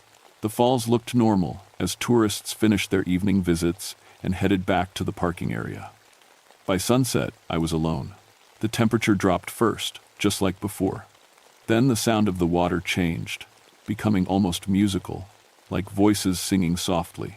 My thermometer showed the temperature had fallen from 68 degrees to 52 inches, less than a minute. She appeared slowly, like fog forming into human shape. The woman in white materialized at the edge of the falls, water cascading around her feet. Up close, I could see her face clearly, beautiful but wrong. Her skin had the waxy pale color of a drowning victim. Her lips were blue-tinged, and her fingernails were black. But her eyes were the worst part. They held such desperate loneliness that I felt tears on my own cheeks. She reached out to me with one dripping hand and spoke in a voice like water over stones. So lonely, so cold, come with me. The pull was stronger this time. I felt myself walking toward her, drawn by compassion and something else I couldn't name. She needed help. She needed a friend. She needed... A tourist's flash camera went off behind me. The woman's head snapped toward the light, her face twisting with rage. The beautiful features became horrible skin mottled and waterlogged, eyes bulging, mouth open in a silent scream. Then she was gone. I spun around to find a young man with a camera, staring at the spot where she'd been. "Did you see that?" he whispered. "See what?" "The woman. She was right there." And then, he looked at his camera display and went pale. "She's in the photo." But she was gone before I even took the picture. I looked at his camera screen. There she was, captured in the moment of rage, no longer beautiful, but terrifying. The young man, his name was Dave, showed me 3 more photos he'd taken. In each one, the woman appeared to be getting closer to where I'd been standing. "This is impossible," Dave said. "She wasn't there when I took these shots. I was photographing the sunset, and she just appeared in the images." I gave Dave my contact information and made him promise to send me copies. Then I escorted him back to the parking lot, both of us looking over our shoulders the whole way. That night, I couldn't sleep. I kept thinking about her eyes and the desperate need I'd seen there. She wasn't just a ghost haunting the falls for no reason. She wanted something specific. I spent hours researching the history of Blackwater Falls. The mill owner's daughter I'd heard about was named Eleanor Whitmore. She'd died in September 1889, age 19. The newspaper article was brief. "Local beauty dies in tragic fall." But I found something else in the old records. Eleanor hadn't been alone when she died. She'd been with Thomas Morrison, the young man she was engaged to marry. He survived the fall and lived until 1962. In his obituary, there was a quote that made my hands shake. Thomas never married after his fiancée's tragic death. He often spoke of hearing her voice calling to him from the falls, begging him to join her. Eleanor wasn't just haunting the falls. She was hunting. The 4th death happened on a Tuesday. James Burton, 43, was visiting with his teenage daughter. According to her statement, he'd been acting strange all morning, distracted, constantly looking toward the falls, barely speaking. Dad kept saying someone was calling his name. His daughter told the police, but I didn't hear anything. James walked away from his daughter and straight over the safety rail. She screamed for help, but it was too late. Like the others, he was found with that same peaceful expression. But this time, there was a witness who saw more. Carol Newman was a photographer who'd been setting up equipment for sunset shots. She called me at the ranger station, her voice shaking. "I saw the woman," she said, "the one in the old dress. She was standing in the water, holding out her arms to him. He walked right into the falls like he was in a trance." "What did she look like?" "Beautiful, but wrong. Like she was underwater, but standing in air. And the water around her was flowing upward, against gravity." I met Carol at her hotel that evening. She showed me the photos she'd taken in the moments before James died. The woman in white was clearly visible in several shots, becoming more solid-looking as James approached the rail. "I don't understand how this is possible," Carol said, "but I know what I saw." The fifth death was different. Ana Rodriguez was a Forest Service employee, trained in wilderness safety. She was conducting a trail inspection when she radioed for help. "This is Ana. I need immediate assistance at the falls. There's a woman in the water who appears to be drowning." That was her last transmission. We found her body 2 hours later. But Ana was smart. She'd been wearing a small digital recorder for her inspection report. When we played it back, we could hear her side of a conversation. "Ma'am? Ma'am, can you hear me? I'm coming to help you." "What? No, I'm a forest ranger. Your dress is beautiful." "Yes, it must be cold in the water. I understand. I'm so sorry you're alone." Then sounds of movement, and Anna's voice getting fainter. "I'm coming. Don't worry. I'll stay with you." The recording cut off after sounds of splashing.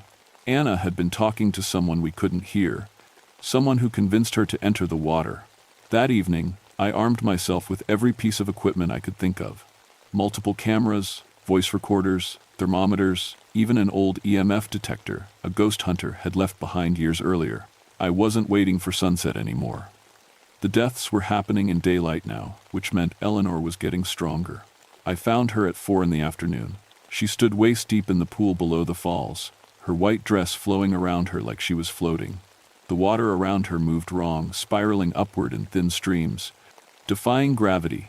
When she saw me, she smiled. It was a beautiful, terrible smile.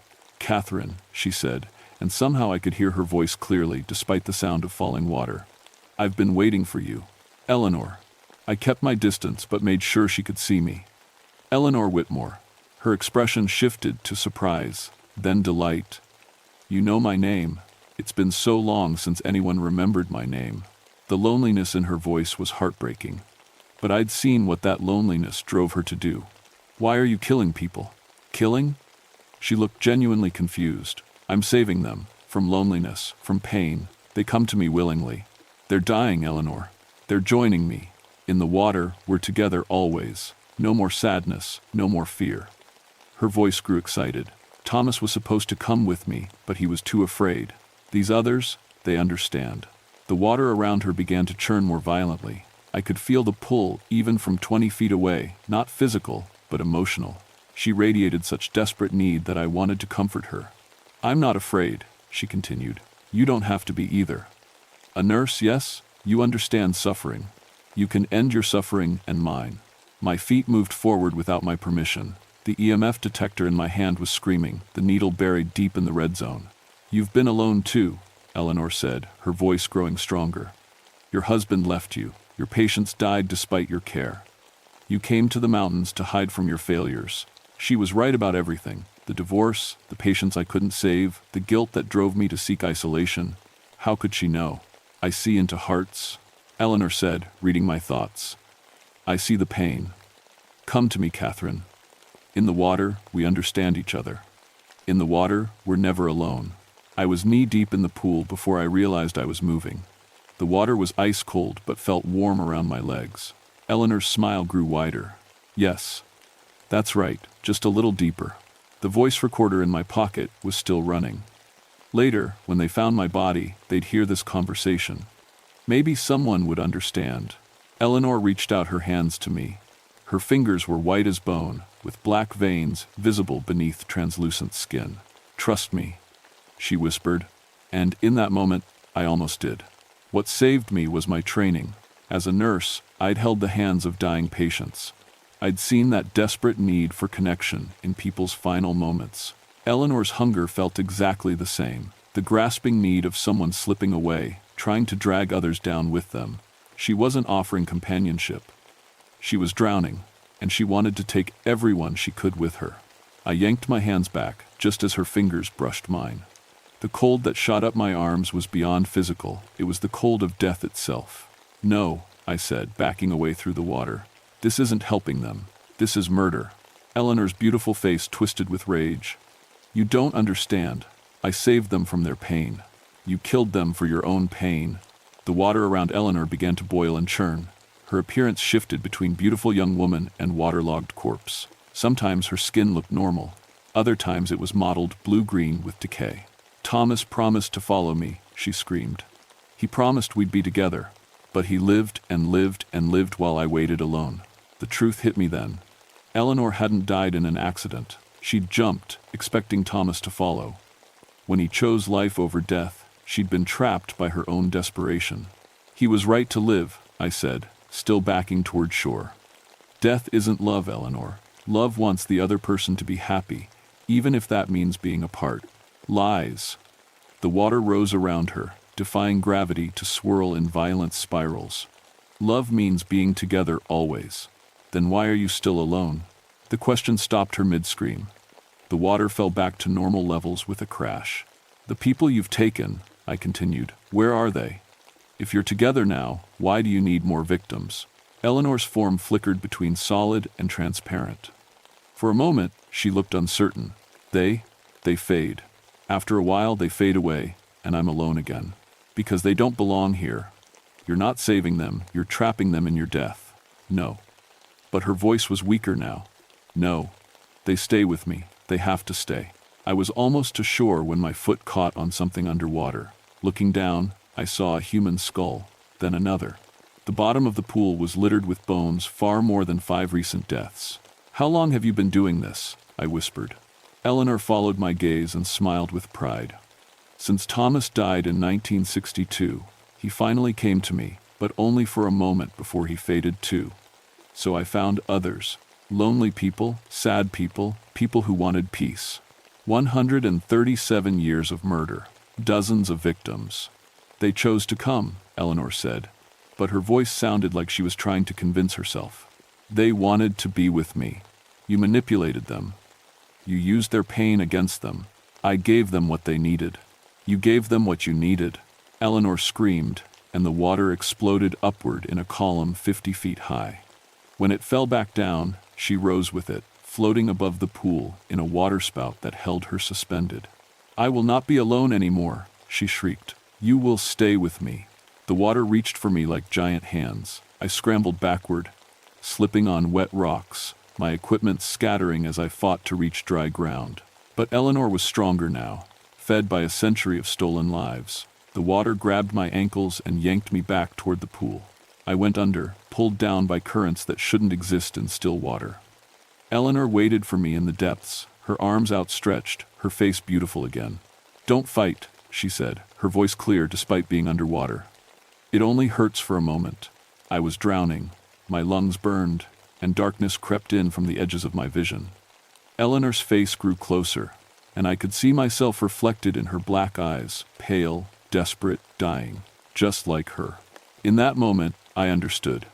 Eleanor wasn't evil. She was suffering, trapped in an endless cycle of death and loneliness. She'd been 19 when she died young, scared and heartbroken. Everything she'd done since was just a scared girl trying not to be alone. "I see you," I said, or tried to say. Bubbles came out instead of words, but somehow she heard me. Eleanor's eyes widened. "I see your pain," I continued, using the last of my air. "I see how scared you are. I see how much you've suffered." For the first time in over a century, someone looked at Eleanor and saw not a monster, but a frightened child. She released me. I shot to the surface, coughing up water, gasping for air. Eleanor rose beside me, but she wasn't trying to pull me down anymore. "You see me?" she whispered. "Really see me?" "Yes." "I was so afraid," she said, and now she looked like what she really was, a 19-year-old girl who'd made a terrible mistake. "I was so afraid of being forgotten." "You won't be forgotten, I promise." Eleanor began to fade, becoming translucent. The others, I trapped them with my fear. How do I let them go? The same way you let yourself go. Stop being afraid. Eleanor closed her eyes and took a deep breath she didn't need. When she exhaled, dozens of ghostly figures rose from the water, all her victims, finally free. They looked at Eleanor with forgiveness, not anger. Then, one by one, they faded into light and were gone. Eleanor was the last to go. "Thank you," she said, "for seeing me. Thank you for letting them go." She smiled, a real smile this time, peaceful and young, and dissolved into mist that sparkled once in the setting sun before disappearing forever. The waterfall returned to normal immediately. The temperature rose, the strange currents stopped, and the water level dropped back to what it should be for this time of year. I spent that night in the hospital being treated for near drowning and hypothermia. The official report said I fell during a routine patrol and was lucky to survive. Tom didn't ask many questions. He was just glad no one else had died. But the deaths stopped completely after that night. No more mysterious accidents, no more reports of women in white. The Blackwater Falls returned to being just a beautiful, normal waterfall. I used my own money to have a small memorial plaque made. It reads, Eleanor Whitmore, 1870 to 1889, beloved daughter, no longer alone. I installed it near the main viewing area with permission from the Park Service. Visitors sometimes ask about it, and I tell them Eleanor was a local girl who died tragically young. I don't mention how she died or what came after. Some stories are too dangerous to tell. The photographs and recordings from that day disappeared from my office. I suspect Tom destroyed them, and I'm grateful. Some evidence is better lost. But I kept one thing, the voice recording from Ana Rodriguez. Late at night, when I listen carefully, I can hear Eleanor's voice too, promising comfort and companionship. It reminds me how easy it would have been to say yes. I stayed at Blackwater Falls for another 12 years before retiring. In that time, I encountered 3 more spirits at various locations in the park. Not murderous ones like Eleanor, but lost souls who needed help finding peace. My experience with Eleanor taught me something important. Ghosts aren't supernatural monsters. They're people who died with unfinished business, trapped by their own emotions. Most just need someone to acknowledge their pain and help them let go. I developed a reputation among park rangers for dealing with unusual situations. Other rangers would call when they encountered things that didn't make sense, cold spots, unexplained sounds, equipment malfunctions. Usually, it was nothing supernatural, but sometimes it was someone who needed help moving on. Eleanor changed me. Before meeting her, I'd run away from death and suffering. After, I learned that sometimes the best way to help the living is to help the dead find peace. I still visit Blackwater Falls every October. The tourist season brings thousands of visitors to see the fall foliage, and they're all safe now. Children play on the viewing platforms while their parents take pictures. No one gets pulled toward the edge by desperate whispers. But sometimes, just at sunset, when the light hits the water just right, I see a brief shimmer that might be a young woman in white. Not threatening, not hunting, just checking to make sure her waterfall is safe. Eleanor kept her promise. She's not alone anymore, and neither, I realize, am I. The dead have their own problems, their own needs, their own pain. But they're still people, just people who happen to be dead. And sometimes, people need help, whether they're breathing or not. I never married again, but I found my purpose. There are lost souls everywhere, trapped between worlds by fear, guilt, or unfinished business. Most of them just need someone to listen, to understand, and to help them find the courage to let go. It's not the life I planned when I became a park ranger, but it's the life Eleanor gave me, and I'm grateful for it. After all, we're all haunted by something. The only question is whether we'll let our ghosts drag us down, or whether we'll help them find peace.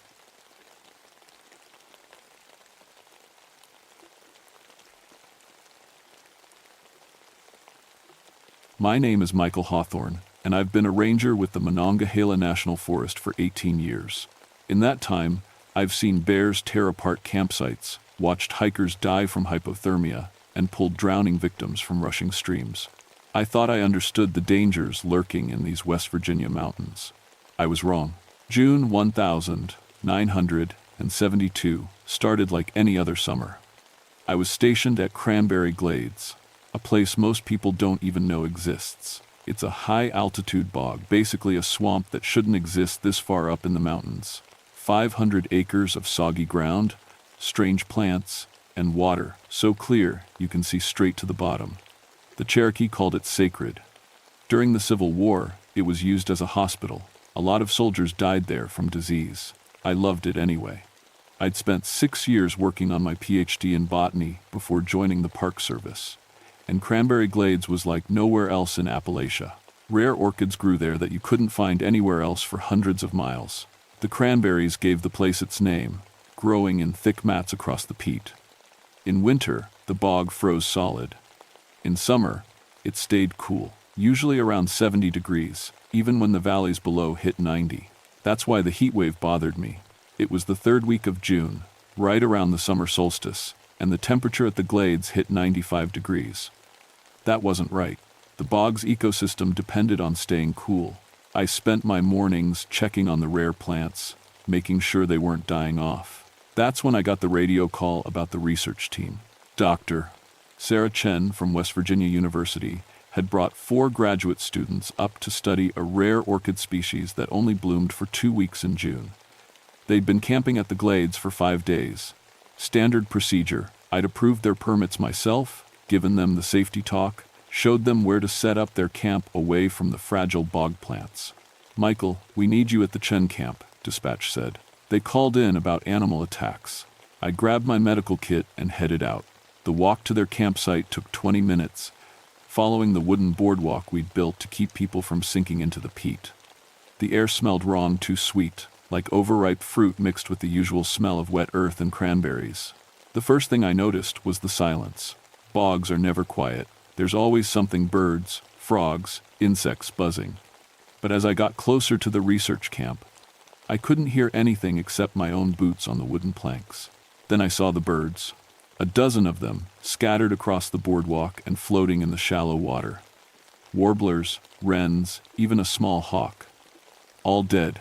I knelt down to check one. No visible injuries, but when I turned it over, I saw 2 small puncture marks on its neck, right where the jugular would be. The blood was gone. The bird felt like a deflated balloon. "Hello?" I called out. "Dr. Chen?" No answer. I found the research camp in a small clearing about 50 yards from the boardwalk. 3 tents, a folding table covered in plant specimens and notebooks, camping chairs arranged around a cold fire pit. Everything looked normal, except for one thing. The plants were wrong. The orchids they'd been studying, small, delicate things with purple petals, had grown huge. Some were 3 feet tall, their stems thick as my thumb, petals the size of dinner plates, and they were moving. Not swaying in the wind, actually moving, turning toward me like they were watching. I pulled out my pH meter to test the water near the plants. The reading showed 2 impossibly acidic, like battery acid. I tested it again, thinking the meter was broken. Same reading. "Help." The voice came from the largest tent. I ran over and unzipped it. Dr. Chen was inside, lying on top of her sleeping bag. Her skin looked gray, her lips almost white. She tried to sit up, but couldn't. "What happened?" I asked, checking her pulse.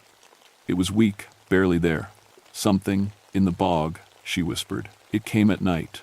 We couldn't see it clearly. It was like it wasn't really there." "Where are your students?" "The other tents. They're alive, but..." I checked the other tents. All 4 students were in the same condition, breathing, conscious, but barely. Their skin was cold to the touch. And when I lifted one student's eyelid to check his pupils, I saw the whites of his eyes were yellow. Every single one of them had the same 2 puncture marks on their neck. I radioed for medical evacuation and started treating the team for severe blood loss. It didn't make sense. The puncture wounds were tiny, no bigger than needle marks. You couldn't lose enough blood through holes that small to end up looking like this. While I waited for the helicopter, I walked the perimeter of their camp. That's when I found the tracks. They were pressed deep into the soft peat, each one about 10 inches long. 3 toes ending in what looked like claw marks. But the strangest thing was how they moved. The tracks walked in a straight line from the bog toward the camp, then back again. And they didn't sink the way they should have. The peat was soft enough that my boots went down 2 inches with each step. These tracks were only a 1/4 inch deep, like whatever made them weighed almost nothing. Or walked on top of the water. The helicopter arrived an hour later. The paramedics looked at the research team and immediately started IV fluids. "Severe anemia," one of them told me. "Like they've been bleeding for days. But there's barely any blood around the camp. Can you tell what caused the puncture wounds?" He looked at Dr. Chen's neck through a magnifying glass. "Some kind of hollow needle, maybe? Like a mosquito, but bigger. I've never seen anything like it." After they left, I stayed at the camp to collect evidence. The sun was starting to drop behind the mountains, and the temperature fell fast. By 6 o'clock, it was back down to 70 degrees. The giant orchids started shrinking, their petals curling up like they were going to sleep. I tested the bog water again. pH 6.5. Normal. Something was happening here that only showed up in the heat. I decided to spend the night. If there was an animal attacking people, I needed to see it, identify it, figure out how to keep other visitors safe. I set up my tent near the boardwalk, built a fire, and made coffee in my camping pot. The sun went down around 8:30. By 9, it was completely dark except for my fire and the beam of my flashlight. That's when the sounds started. At first, I thought it was just the bog settling. Peat bogs make all kinds of weird noises as the ground shifts and gases bubble up from the decomposing plants below. But these sounds were different, wet, like something large pushing through shallow water. I pointed my flashlight toward the bog. The beam reached about 50 feet, showing me cranberry plants and shallow pools of dark water. Nothing moving, but I could hear it getting closer. I put more wood on the fire, making it burn brighter. Whatever was out there, most animals don't like fire. They should stay away. The sound stopped. I sat there for an hour, listening. Nothing. Maybe I'd scared it off. Then I heard breathing. It was right behind my tent. I grabbed my flashlight and spun around. The beam caught something moving, a shape pulling back into the darkness. Tall, hunched, grayish-green. I only saw it for a second before it disappeared. But I saw enough. It was standing upright, like a person. I didn't sleep that night. I kept the fire going, kept my flashlight ready, and listened to the thing circle my camp. It never came close enough to see clearly, but I knew it was there. Watching, waiting. When the sun came up, I found more tracks. They circled my tent 3 times, never getting closer than 20 feet. The same 3-toed prints, barely sinking into the ground. I followed them into the bog. The tracks led me away from the boardwalk, into a part of the glades I'd never explored. The ground got softer, the water deeper. I had to test each step carefully to avoid sinking. The tracks kept going, moving across patches of open water like they were walking on solid ground. Then they just stopped. I was standing in the middle of a shallow pool, water up to my knees, looking at where the tracks ended. There was nothing around me but cranberry plants and open water. Whatever made these tracks had just vanished. That's when I saw the feeding ground. It was a small island of solid ground about 30 yards away, covered in tall grass. I waded over to it and found dozens of dead animals. Rabbits, squirrels, a fox, even a small deer. All of them had the same puncture marks on their necks. All of them drained dry, and they were arranged in a circle, heads pointing inward, like some kind of ritual. I'd seen a lot of strange things in nature, but this wasn't natural. Animals don't arrange their kills in patterns. They don't drain the blood and leave the meat behind. Something was hunting in Cranberry Glades, something that killed like a vampire. I radioed headquarters and told them to close Cranberry Glades to visitors. I didn't tell them why, just said there was a potentially dangerous animal in the area and I needed time to investigate. They trusted me enough not to ask too many questions. That gave me 3 days before they'd send someone to check on me. I spent the first day setting up cameras around the bog. Trail cameras that would take a picture whenever something moved past them. I put them on trees, on posts along the boardwalk, and on stakes I drove into the solid ground around the feeding area. On the second day, I went to the library in the nearest town and looked up everything I could find about Cranberry Glades. Most of it I already knew: the Cherokee history, the Civil War hospital, the unique ecosystem, but I found one article from 1923 that caught my attention.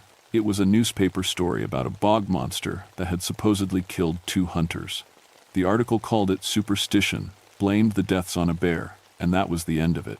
But the description the surviving hunter gave matched what I'd seen: something that walked upright, had grayish-green skin, and could disappear into the bog like a ghost. The article said the Cherokee had a name for it. They called it the Bog Keeper, and they believed it protected the sacred places by feeding on anyone who disturbed them. On the third day, I checked my cameras. Every single one had been destroyed. Not knocked over, destroyed. Smashed into pieces, the film exposed to light, the metal parts bent and twisted. Whatever did this was smart enough to know what the cameras were for. And it was strong. I was examining the broken cameras when I heard screaming. It was coming from the north end of the glades, near the main parking area. I ran toward it, following the boardwalk, my boots pounding on the wood. The screaming stopped before I got there. I found a pickup truck in the parking lot.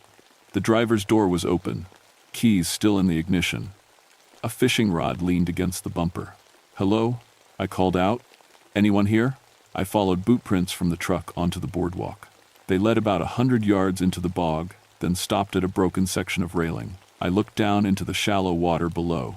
A man floated face down in the cranberry plants. I climbed down and pulled him out. He was still breathing, but his skin was gray and cold. 2 puncture marks on his neck. I dragged him back to the parking lot and radioed for help. While I waited, he started waking up. "What happened?" I asked. His eyes were unfocused, confused. "I was fishing. I heard something in the water. When I turned around, it was right there. I couldn't see it clearly, like it was part of the fog. It grabbed me, and then what? It bit me, but not with teeth. It felt like it was drinking me." The ambulance arrived 20 minutes later. As they loaded the man into it, I noticed something. The fog he mentioned, there wasn't any fog. It was a clear, hot day, 93 degrees. But when I looked back at the bog, I could see a patch of mist hanging over the water right where I'd found him. And it was moving. Against the wind, I walked back to the spot with my flashlight and my knife. The mist stayed ahead of me, drifting deeper into the bog. I followed it, stepping carefully on the wet ground. The mist led me to a part of the glades I'd never been to before. The water was deeper here, nearly up to my waist. The cranberry plants gave way to taller grasses and strange ferns I didn't recognize. The air smelled like copper and rotting meat. Then the mist disappeared. I stood there in the waist-deep water, turning in a slow circle with my flashlight. Nothing, just plants and dark water. Something touched my leg. I jumped back, splashing, pointing the flashlight down. I couldn't see anything in the murky water, but I felt it again, something sliding along my calf, smooth and cold. I started backing towards solid ground. The thing followed me, brushing against my legs, circling. I was 10 feet from the shore when I saw it. The water in front of me rippled. Something was rising up, breaking the surface. First, I saw the head narrow, reptilian, with huge eyes that reflected my flashlight like a cat's. Then the body tall and thin, covered in grayish-green skin that seemed to shift colors, matching the plants around it. Spines ran down its back, and its arms were long, ending in webbed hands with black claws. It stood there in the waist-deep water, at least 6 feet tall, staring at me. I couldn't move, couldn't breathe, couldn't think. Then it opened its mouth, and I saw the feeding tube, a long, needle-like appendage that unfolded from the back of its throat, dripping with something that looked like saliva. I ran. I made it back to the research station, a small cabin near the parking lot. I locked the door, pulled the curtains, and tried to catch my breath. My hands were shaking so hard I could barely hold the radio. "Dispatch, this is Hawthorne. I need backup at Cranberry Glades immediately." Static, then, "Copy that. What's the situation?" What could I tell them? That I'd seen a monster? That there was a 6-foot reptile man in the bog that drank people's blood? "Dangerous animal," I said. "Possible attack on visitors. Send armed rangers." "Roger. ETA 2 hours." 2 hours. I looked at my watch. It was 6:30. The sun would set by 8:30. I had 2 hours until dark, and then 2 more hours until help arrived. I wasn't going to make it. I spent the next hour going through the research station's supplies. Flares, a first aid kit, some old camping equipment. And in the back closet, I found something useful, containers of chemical supplies left over from water testing. Hydrochloric acid, sulfuric acid, various bases. The bog creature had reptilian skin. Reptiles have thin, permeable skin.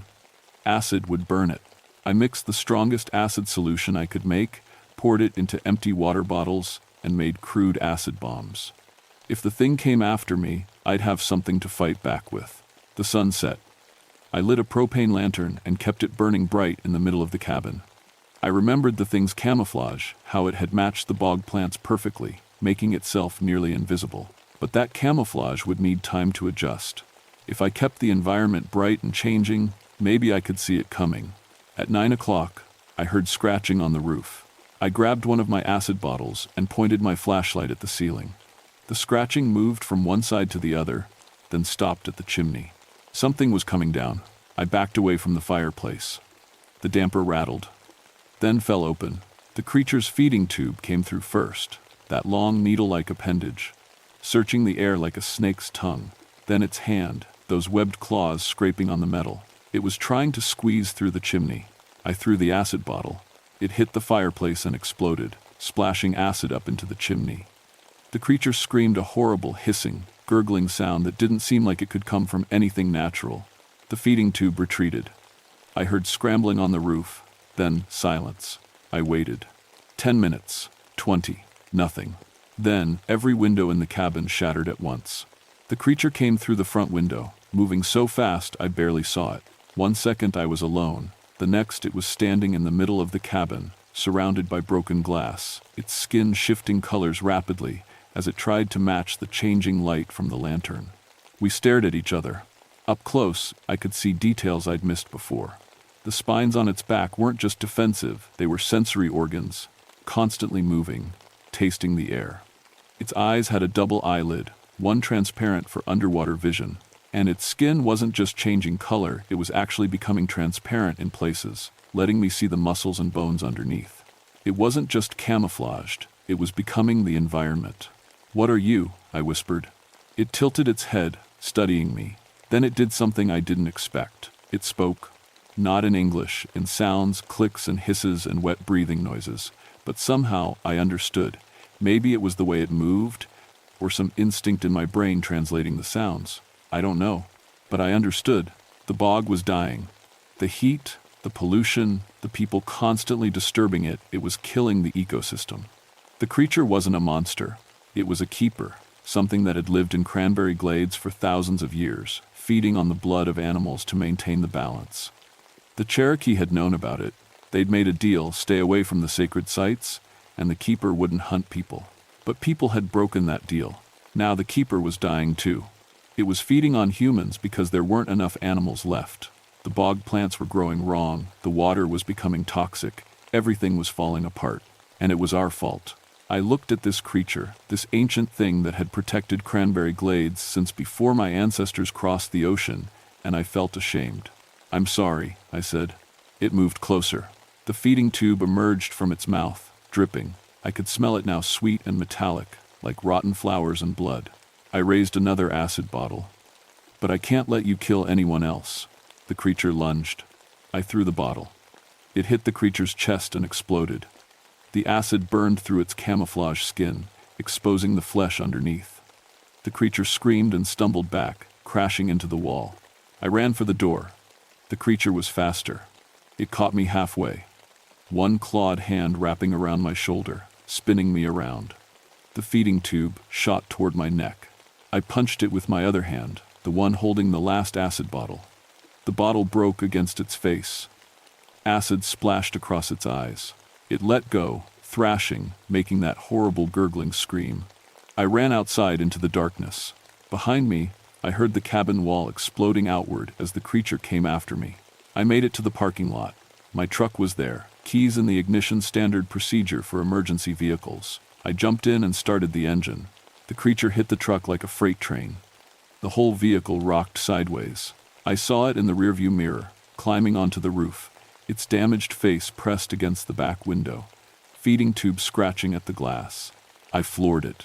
The truck shot forward, and the creature fell off, landing hard on the pavement. I didn't stop.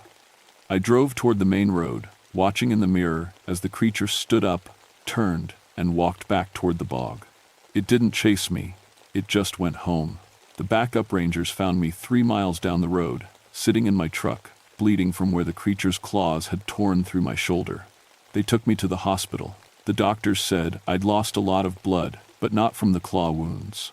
From the 2 small puncture marks on my neck that I hadn't even noticed. The research team recovered, mostly. Dr.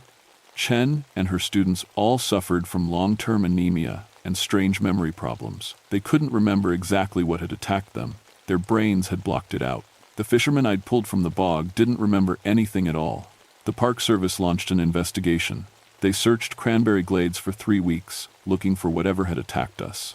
They found the dead animals, the strange tracks, the destroyed cameras, but they never found the creature. They blamed it on a rare blood-borne pathogen in the bog water, some kind of bacteria that caused hallucinations and severe anemia. They closed Cranberry Glades to the public indefinitely, pending environmental cleanup. I never told them the truth. Who would believe me? But I went back. 3 months later, after I'd healed, after the Park Service had stopped watching me so closely, I went back to Cranberry Glades alone, at night, and I walked into the bog. I found the creature at the feeding ground, that small island where it had arranged all the dead animals in a circle. It was dying. Its skin had lost the ability to change colors. It was just a dull gray now. Its eyes were cloudy. The spines on its back hung limp. The bog was killing it, and the bog was dying too. The rare orchids were gone. The cranberries were turning brown. The water smelled like chemicals. "I'm sorry," I said again. "I don't know how to fix this." The creature looked at me. It didn't try to attack. It just looked, like it was saying goodbye. I visit Cranberry Glades once a month now. It's still closed to the public, which makes it easier. I test the water, check the plants, document the damage. The Park Service thinks I'm obsessed, that the attack gave me PTSD, and I'm trying to cope by monitoring the place that hurt me. They're wrong. I'm watching, waiting, because sometimes, on hot nights in June, I see movement in the fog. I see three-toed tracks that don't sink into the peat. I hear that wet breathing sound in the darkness. The keeper isn't dead. It's hiding, surviving, adapting to a bog that's being poisoned by progress. And someday, when Cranberry Glades gets sick enough, when there aren't enough animals left to feed it, it's going to start hunting people again. And next time, there might be more than one. I know this because last month, I found something new at the feeding ground. Not dead animals arranged in a circle, something else. Eggs. 3 of them, buried in the peat, each one the size of a football, covered in grayish-green scales that shift colors in the light. The keeper isn't just surviving, it's making more.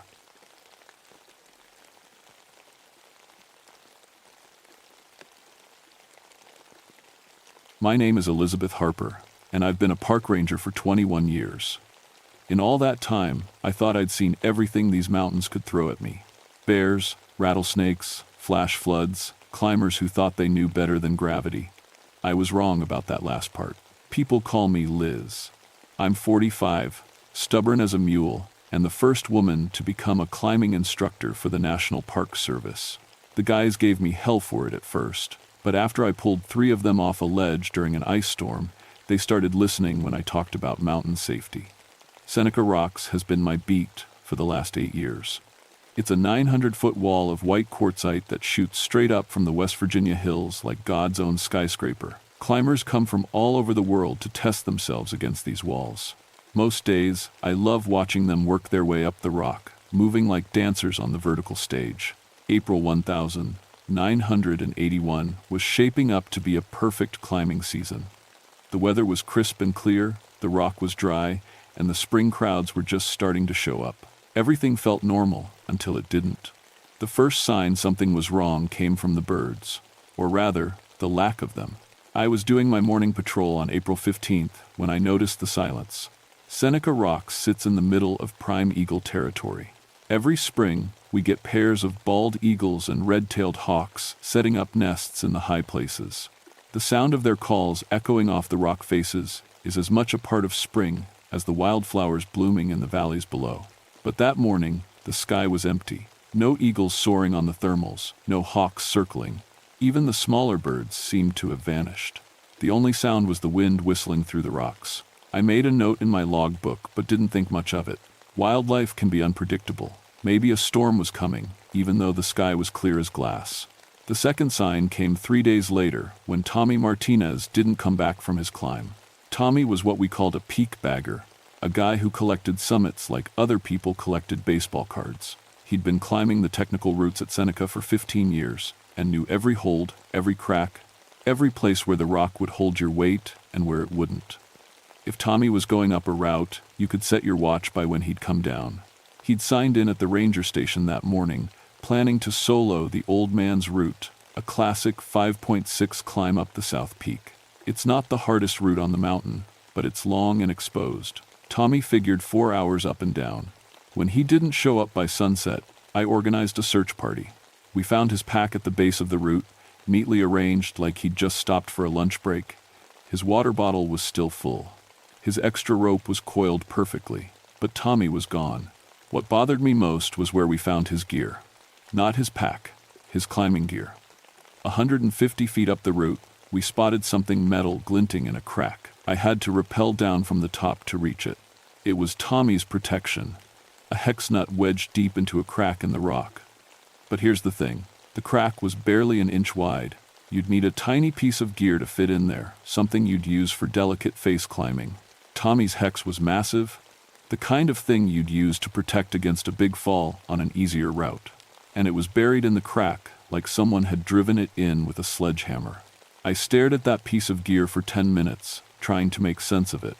The metal was scored with deep gouges, like something with claws had grabbed it and squeezed. But what kind of animal could fly 150 feet up a cliff face and have the strength to crush hardened steel? The wind picked up while I was hanging there on my rope, and for a second, I could have sworn I heard something else, a sound like leather flapping, but deeper and slower than any bird I knew. I looked up, scanning the sky, but saw nothing except a few wispy clouds. That night, I called the state police and filed a missing person report. But in my gut, I knew Tommy wasn't lost somewhere in the woods waiting for rescue. Something had taken him from that cliff face, and I had no idea what. The third incident happened 5 days later, and this time, there was a witness. Sarah Chen was a climbing guide from California, the kind of professional who could make a vertical wall look like a sidewalk. She'd come to Seneca with a client, a banker from D.C., who wanted to tick some East Coast classics off his list. They were climbing Cons West, a moderate route up the North Peak, when Sarah saw it happen. It came out of nowhere, she told me later, her hands shaking as she wrapped them around a cup of coffee in my office. 1 second, Dave was 20 feet above me, placing a cam in a good crack. The next second, this shadow passed over us, and Dave was just gone. I leaned forward in my chair. What kind of shadow? Big, really big. Like a plane flying low, but there was no sound. No engine noise, no propeller, just this whooshing like wind through a tunnel. She looked out my window toward the rocks. I heard Dave scream, but it was fading fast, like he was being carried away. Did you see what took him? Sarah shook her head. I was looking at the rock, trying to figure out my next move. By the time I looked up, there was nothing there except sky. We found Dave's body 2 days later, and that's when I started to understand we were dealing with something that didn't belong in any Park Service manual. A local sheriff's deputy spotted buzzards circling about half a mile from the climbing area, up in a section of cliff that doesn't have any established routes. When we hiked up to investigate, we found Dave wedged into a narrow ledge about 400 feet off the deck. The medical examiner said he'd died from the fall, but what I couldn't figure out was how he'd gotten there. The ledge was completely inaccessible from below, and there were no anchor points above it where someone could have lowered a body. The cliff face was smooth quartzite, polished by wind and rain until it was slick as glass. But it wasn't the location that kept me awake that night. It was the condition of the ledge itself. The rock around Dave's body was scarred with deep grooves, like someone had taken a chisel to the stone.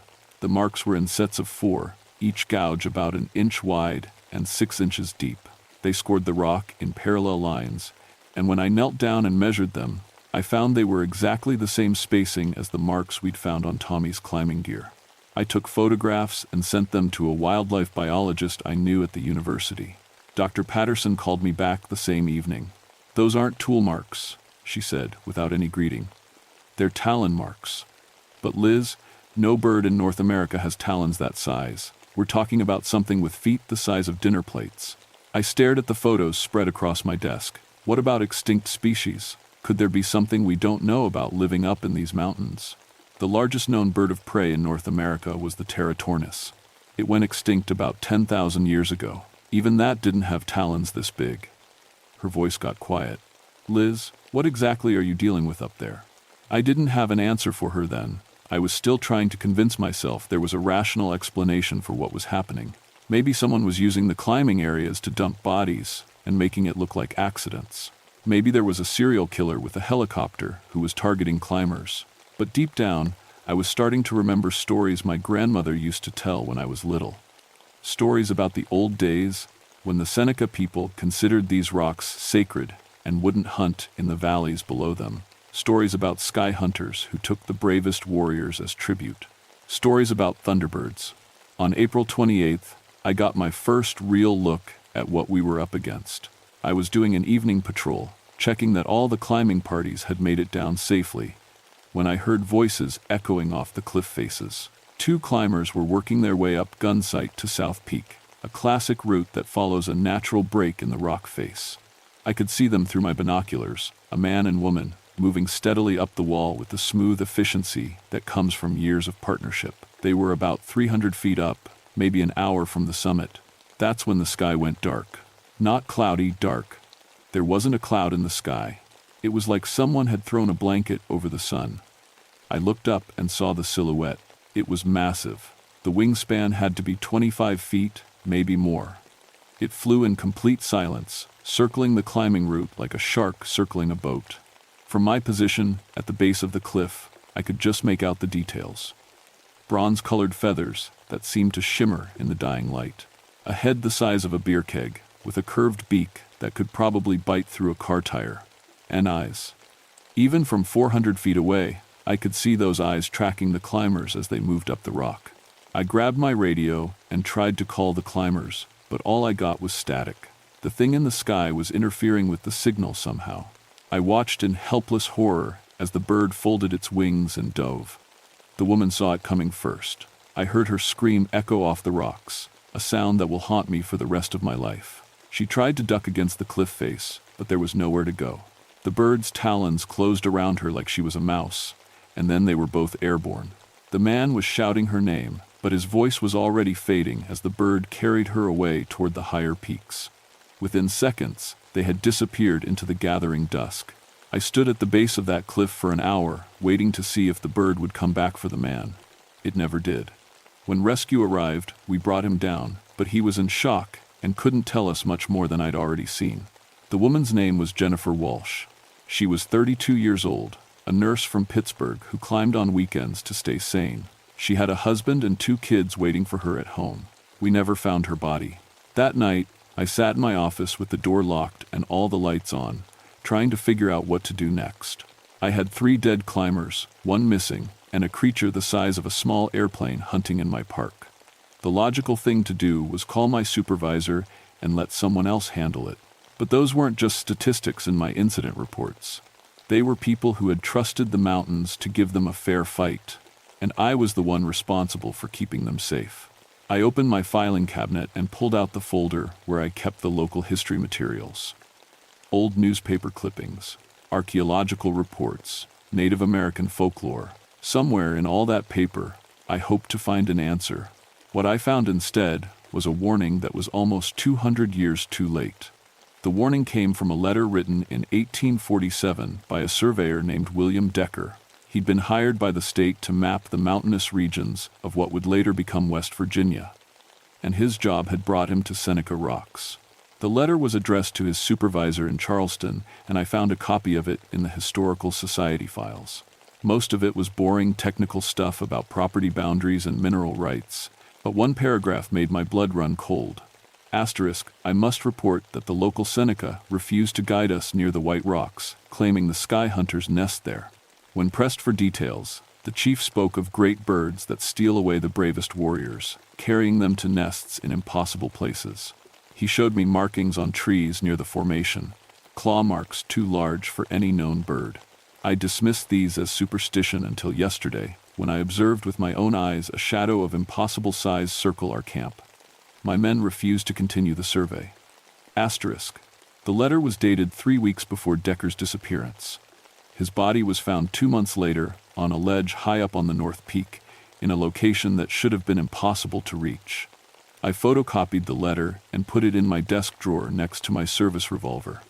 Then I started making phone calls. Dr. Patterson connected me with a colleague at the Smithsonian who specialized in extinct American birds. Professor Martinez had studied Teratornis fossils and knew more about giant birds than anyone alive. The largest flying bird ever discovered in North America had a wingspan of about 12 feet, he told me over a crackling long-distance connection. That was the Argentavis, and it lived in South America, not here. What you're describing is 3 times that size. But is it possible? I pressed. Could something that large actually exist? There was a long pause. From a purely theoretical standpoint, a bird that size would face enormous challenges. The square cube law means that as you scale up an animal, its weight increases much faster than its wing area. A 25-foot wingspan bird would need hollow bones and an incredibly efficient respiratory system just to get off the ground. So it's impossible? I didn't say that. Nature has a way of finding solutions we don't expect. But if such a creature existed, it would need to be perfectly adapted for flight. Every part of its body would be optimized for staying airborne. He paused again. Why are you asking me this, Ranger Harper? I told him about the disappearances, leaving out the part about actually seeing the bird.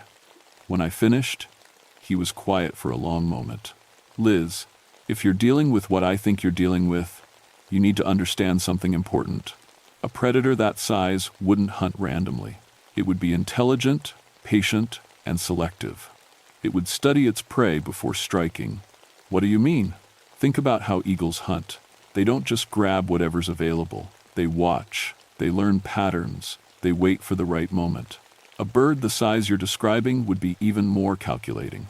It would want prey that was worth the energy expenditure. That conversation changed how I looked at the whole situation. The bird wasn't just picking off random climbers. It was choosing them. Tommy Martinez, 15 years of climbing experience, known for attempting difficult routes solo. Dave the banker had hired a guide specifically to climb challenging routes above his normal ability level. Jennifer Walsh, an experienced nurse who climbed technical routes on weekends. They weren't victims of opportunity.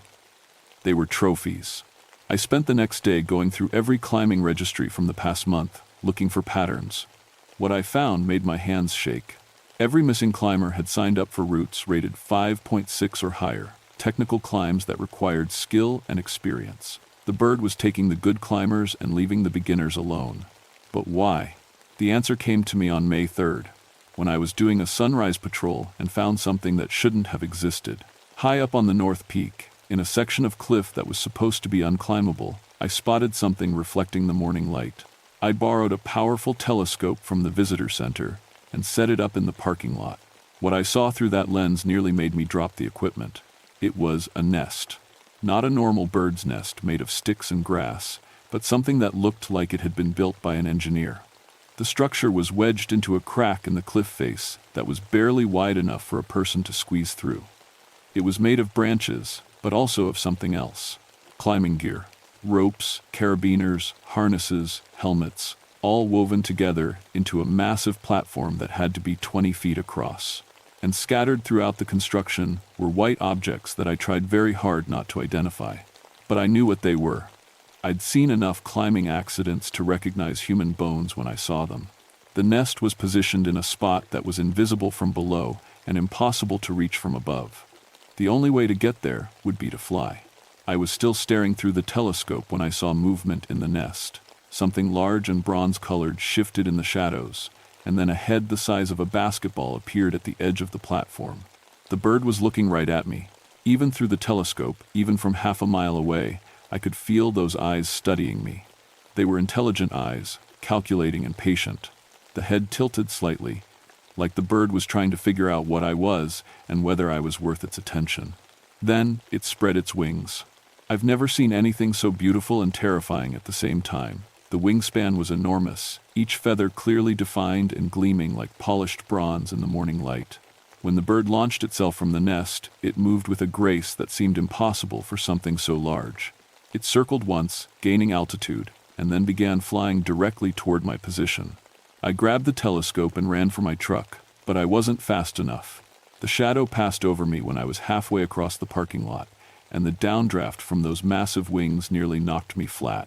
I dove behind my vehicle and looked up in time to see the bird circling overhead, studying me with the same cold intelligence I'd seen through the telescope. It made 3 slow circles, each one lower than the last, before suddenly folding its wings and diving straight down. I thought it was going to grab me right there in the parking lot, but at the last second, it pulled up and landed on the roof of the visitor center. The building shook under its weight, and I heard the metal groaning as its talons punched through the roofing material. For 30 seconds, we stared at each other across 50 feet of empty space. The bird's head was massive, with a curved beak that looked like it could tear through steel. But it was the eyes that got to me. Dark, intelligent, and completely without fear. Then it spread its wings again and took off, heading back toward the high peaks. But before it disappeared, it did something that made my blood freeze. It screamed. The sound was like nothing I'd ever heard. Deeper than an eagle's cry, louder than a lion's roar, with harmonics that seemed to come from somewhere prehistoric. The scream echoed off the cliff faces for what felt like minutes, rolling through the valleys like thunder. And I understood what it was telling me. It knew I was watching. It knew I was trying to figure out how to stop it, and it wasn't afraid of me at all. That afternoon, I closed Seneca Rocks to all climbing activities. The closure order didn't sit well with anyone. My supervisor called from Charleston, demanding to know why I'd shut down the most popular climbing area in the state without authorization. The local climbing guides were furious about lost business. The climbing community was posting angry messages on bulletin boards and spreading rumors that I'd lost my mind. I let them talk. I'd rather deal with angry climbers than dead ones. But I knew the closure was only a temporary solution. The bird had been hunting these rocks for who knows how long, and it wasn't going to give up its territory just because I'd posted some signs. If I wanted to really protect people, I was going to have to deal with the creature directly. The problem was, I had no idea how to fight something that could fly. I spent 3 days researching everything I could find about thunderbirds in Native American folklore. Most of the stories were vague, focusing more on the spiritual significance of the creatures than their physical characteristics. But I found a few details that gave me hope. According to Seneca legend, thunderbirds could be temporarily blinded by bright lights, especially during the day when their eyes were adapted for distance vision. They were also said to be vulnerable to injury during flight. Damage to their wings would ground them, making them easier to fight. It wasn't much, but it was something to work with. I put together a kit of emergency flares, a powerful spotlight, and a climbing rope with a grappling hook. If I could get the bird on the ground, I might have a chance against it. The key would be getting it to come to me instead of trying to climb up to its nest. The opportunity came on May 8th, when I spotted fresh talon marks on the rock face near Gunsight to South Peak. The bird was still hunting, even with the area closed. That meant it would be back. I set up my position on a ledge about halfway up the South Peak, a spot that was accessible by hiking trail but still high enough to seem like climbing territory. Then I waited. The bird showed up at sunset, just as I'd hoped. I saw it circling high above the peaks, probably looking for any climbers who might have ignored the closure signs. When it didn't find any obvious prey, it began a systematic search pattern, spiraling down toward the lower elevations. When it was about 200 feet above me, I triggered the spotlight. The reaction was immediate and violent. The bird let out that same prehistoric scream I'd heard in the parking lot, but this time it was filled with pain and rage. It tried to bank away from the light, but its vision was compromised, and it smashed into the cliff face with a sound like a car accident. I kept the light trained on it as it tumbled through the air, wings flailing as it tried to regain control. It managed to land on a broad ledge about 50 feet below my position, but it was clearly hurt. One wing was dragging, and it was making harsh breathing sounds. That's when I made the biggest mistake of my life. I thought I'd won. I rappelled down to the ledge, planning to use the flares to drive the bird away from the climbing areas permanently. I figured that if I could hurt it enough, it would find somewhere else to hunt. But as soon as my feet touched the ledge, I realized how wrong I'd been about everything. The bird wasn't just some oversized predator. It was intelligent, and it had been playing with me. The wing that had been dragging was suddenly working fine. The bird rose to its full height, nearly 8 feet tall, and fixed me with those dark, calculating eyes. Its beak opened, revealing a mouth full of teeth that no normal bird should have had. I reached for a flare, but I was too slow. Those massive talons closed around my torso, pinning my arms to my sides. The grip was like being caught in a vise made of knives. Then we were airborne. Flying in the grip of that creature was the most terrifying experience of my life. We climbed rapidly, the ground falling away below us, until the trees looked like a green carpet. I could feel the power in those wings, each beat carrying us higher with impossible ease. The bird was taking me to its nest. The flight felt like it lasted forever, but it was probably only 3 or 4 minutes before we reached the narrow crack in the north peak where the creature had built its home. Up close, the construction was even more horrifying than I'd imagined. The nest was anchored in the crack by dozens of climbing ropes, all of them stained dark with old blood. The platform itself was a nightmare collage of human gear and human bones. I could see skulls wedged between coils of rope, femurs used as structural supports, rib cages that had been picked clean and arranged like macabre decorations. The bird dropped me onto the platform and landed beside me, folding its wings with a sound like canvas snapping in the wind. This close, I could see details that made my stomach churn. The bronze feathers were actually metallic, with a surface that seemed to shift and change color depending on the angle of the light. The talons were like curved daggers, each one as long as my forearm, but it was the intelligence in those eyes that scared me most. This wasn't just a predator, it was a collector, and I was about to become part of its collection. The bird studied me for a moment, head tilted in that predatory way that raptors have. Then it reached out with one massive foot and began tearing at my climbing gear, stripping away my harness and helmet with surgical precision. I understood what was happening. It was preparing me for the nest, arranging me like all the other trophies it had collected over the years. That's when I remembered the flare gun clipped to my belt. The bird was focused on my gear, using its beak to cut through the nylon straps of my harness. I managed to work my right hand free and grabbed the flare gun, bringing it up in one smooth motion. The flare hit the bird's center mass, and the reaction was immediate. The creature let out a scream that nearly burst my eardrums and stumbled backward, wings spread for balance. The magnesium fire clung to its feathers, and I could smell burning protein mixed with something metallic. I rolled away from the bird and grabbed a length of climbing rope from the nest's construction. The creature was thrashing around, trying to extinguish the fire, and in its pain and rage, it had moved too close to the edge of the platform. I wrapped the rope around my hands and charged. The impact sent both of us tumbling off the nest and into open air. For a heart-stopping moment, we were both falling, the ground rushing up to meet us at terminal velocity. But the bird's survival instincts kicked in. Despite the pain from the flare, it managed to spread its wings and arrest our fall. We were still descending fast, but now it was a controlled descent instead of a death plunge. The landing was rough. We hit a steep slope covered in loose rock, and both of us went tumbling down the mountainside in a chaos of wings, talons, and cursing. I managed to roll free when we finally stopped, but my left shoulder felt like it was on fire, and I could taste blood in my mouth. The bird was hurt worse than I was. The crash landing had damaged its left wing, and it was having trouble getting back on its feet. But it was still dangerous. Probably more dangerous now that it was wounded and angry. I pulled out my last 2 flares and waited for it to charge. The final battle was fought on a narrow ledge about 300 feet up the north peak. The bird came at me with its talons extended, moving with surprising speed despite its injured wing. I dodged to the side and triggered a flare, but this time the bird was ready for it. It knocked the flare out of my hand with one wing, and the projectile went spinning off into the valley below. We circled each other on the narrow ledge like gunfighters in a Western movie. The bird was bleeding from several wounds, and I could see that the fire from the first flare had damaged some of its flight feathers. But those eyes were still sharp, still calculating. It feinted left, then came in low, trying to grab me with its talons. I jumped backward and nearly went off the ledge, but managed to catch myself at the last second. The bird pressed its advantage, snapping at me with that massive beak. That's when I remembered the ice axe on my belt. As the bird lunged forward, I brought the axe up in a short, vicious arc. The pick caught the creature in the throat, and suddenly there was blood everywhere. The bird stumbled backward, making horrible choking sounds.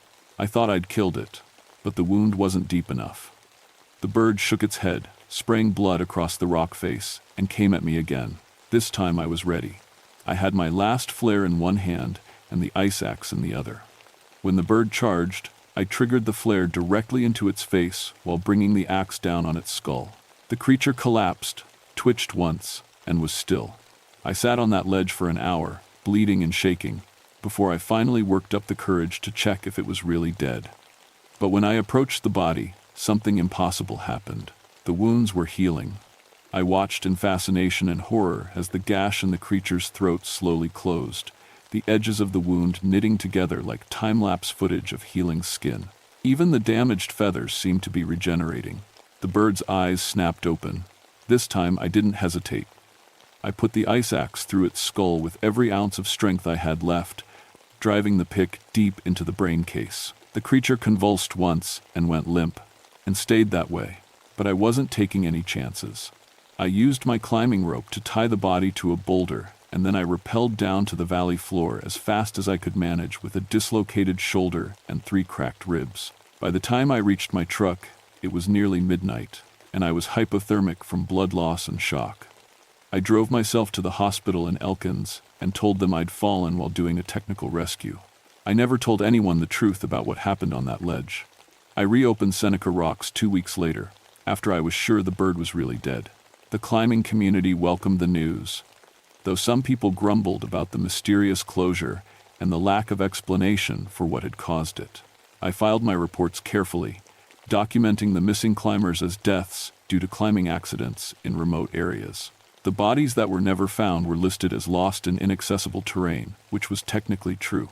For 3 months, everything was normal. Climbers came and went, the weather was perfect, and no one disappeared. I started to think that maybe I'd solved the problem. Then, on August 15th, I was doing a late patrol when I heard something that made my blood freeze. A scream echoing off the cliff faces. Deep, prehistoric, and unmistakably familiar. I looked up and saw a shadow circling the peaks, wings spread wide against the star-filled sky. It was smaller than the first bird, and its flight pattern was different, more cautious, less confident. But the silhouette was unmistakable. The Thunderbird was back. Or rather, a new one had moved into the territory. I sat in my truck in the empty parking lot, watching the creature patrol the high peaks, and I understood something that chilled me to the bone.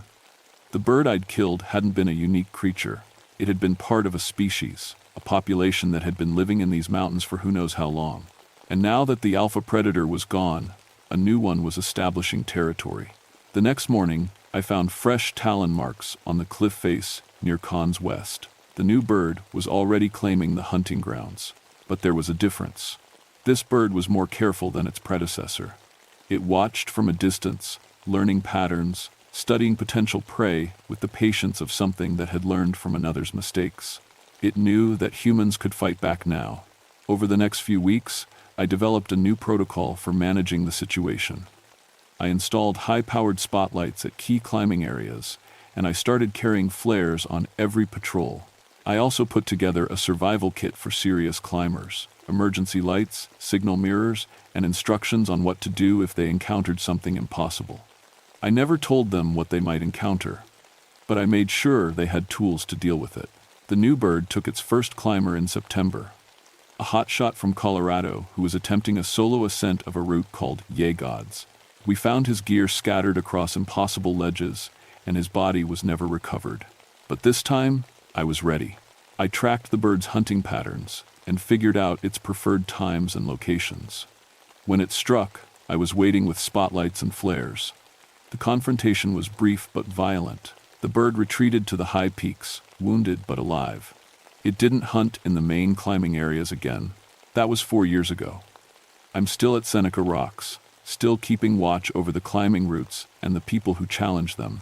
The bird is still up there somewhere, and every few months I see it circling the distant peaks. We have an understanding now. That creature and I. It stays in the remote areas where only the most experienced climbers venture. And I make sure those climbers are prepared for more than just difficult rock. Sometimes I think about retiring, finding a nice desk job somewhere far from the mountains. But who would take over? Who else would know what to watch for? What signs to look for? What precautions to take? The climbing guides think I'm crazy. They tell stories about Ranger Liz and her obsession with safety equipment and emergency procedures. They don't know that every light I install, every protocol I implement, every piece of unnecessary gear I recommend might be the difference between life and death. Because the mountains are full of things that don't belong in any guidebook. And some of those things are still hunting. The Seneca called these rocks sacred for a reason. They knew that some places belonged to older things, creatures that were flying these skies before humans ever thought to climb vertical stone. I've learned to respect that knowledge. And I've learned that sometimes The best you can do is maintain a balance between two worlds, the world of human ambition and the world of ancient predators. Every morning, I scan the sky above Seneca Rocks, and every evening, I listen for the sound of wings that shouldn't exist. The thunderbird is still out there, and it's still hunting, but now it knows that its prey can fight back, and that makes all the difference in the world.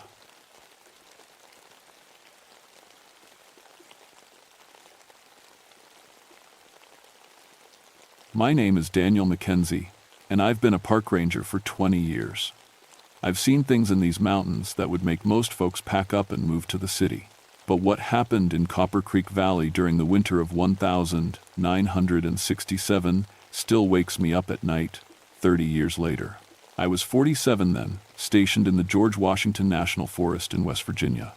The locals called me Mac, and I knew every trail, every cabin, every family living in those remote hollows. After 2 tours in Vietnam, I thought I'd seen the worst that life could throw at me. I was wrong. November came early that year, and it came hard. By the 3rd week, we already had 4 feet of snow on the ground and temperatures hitting 20 below zero.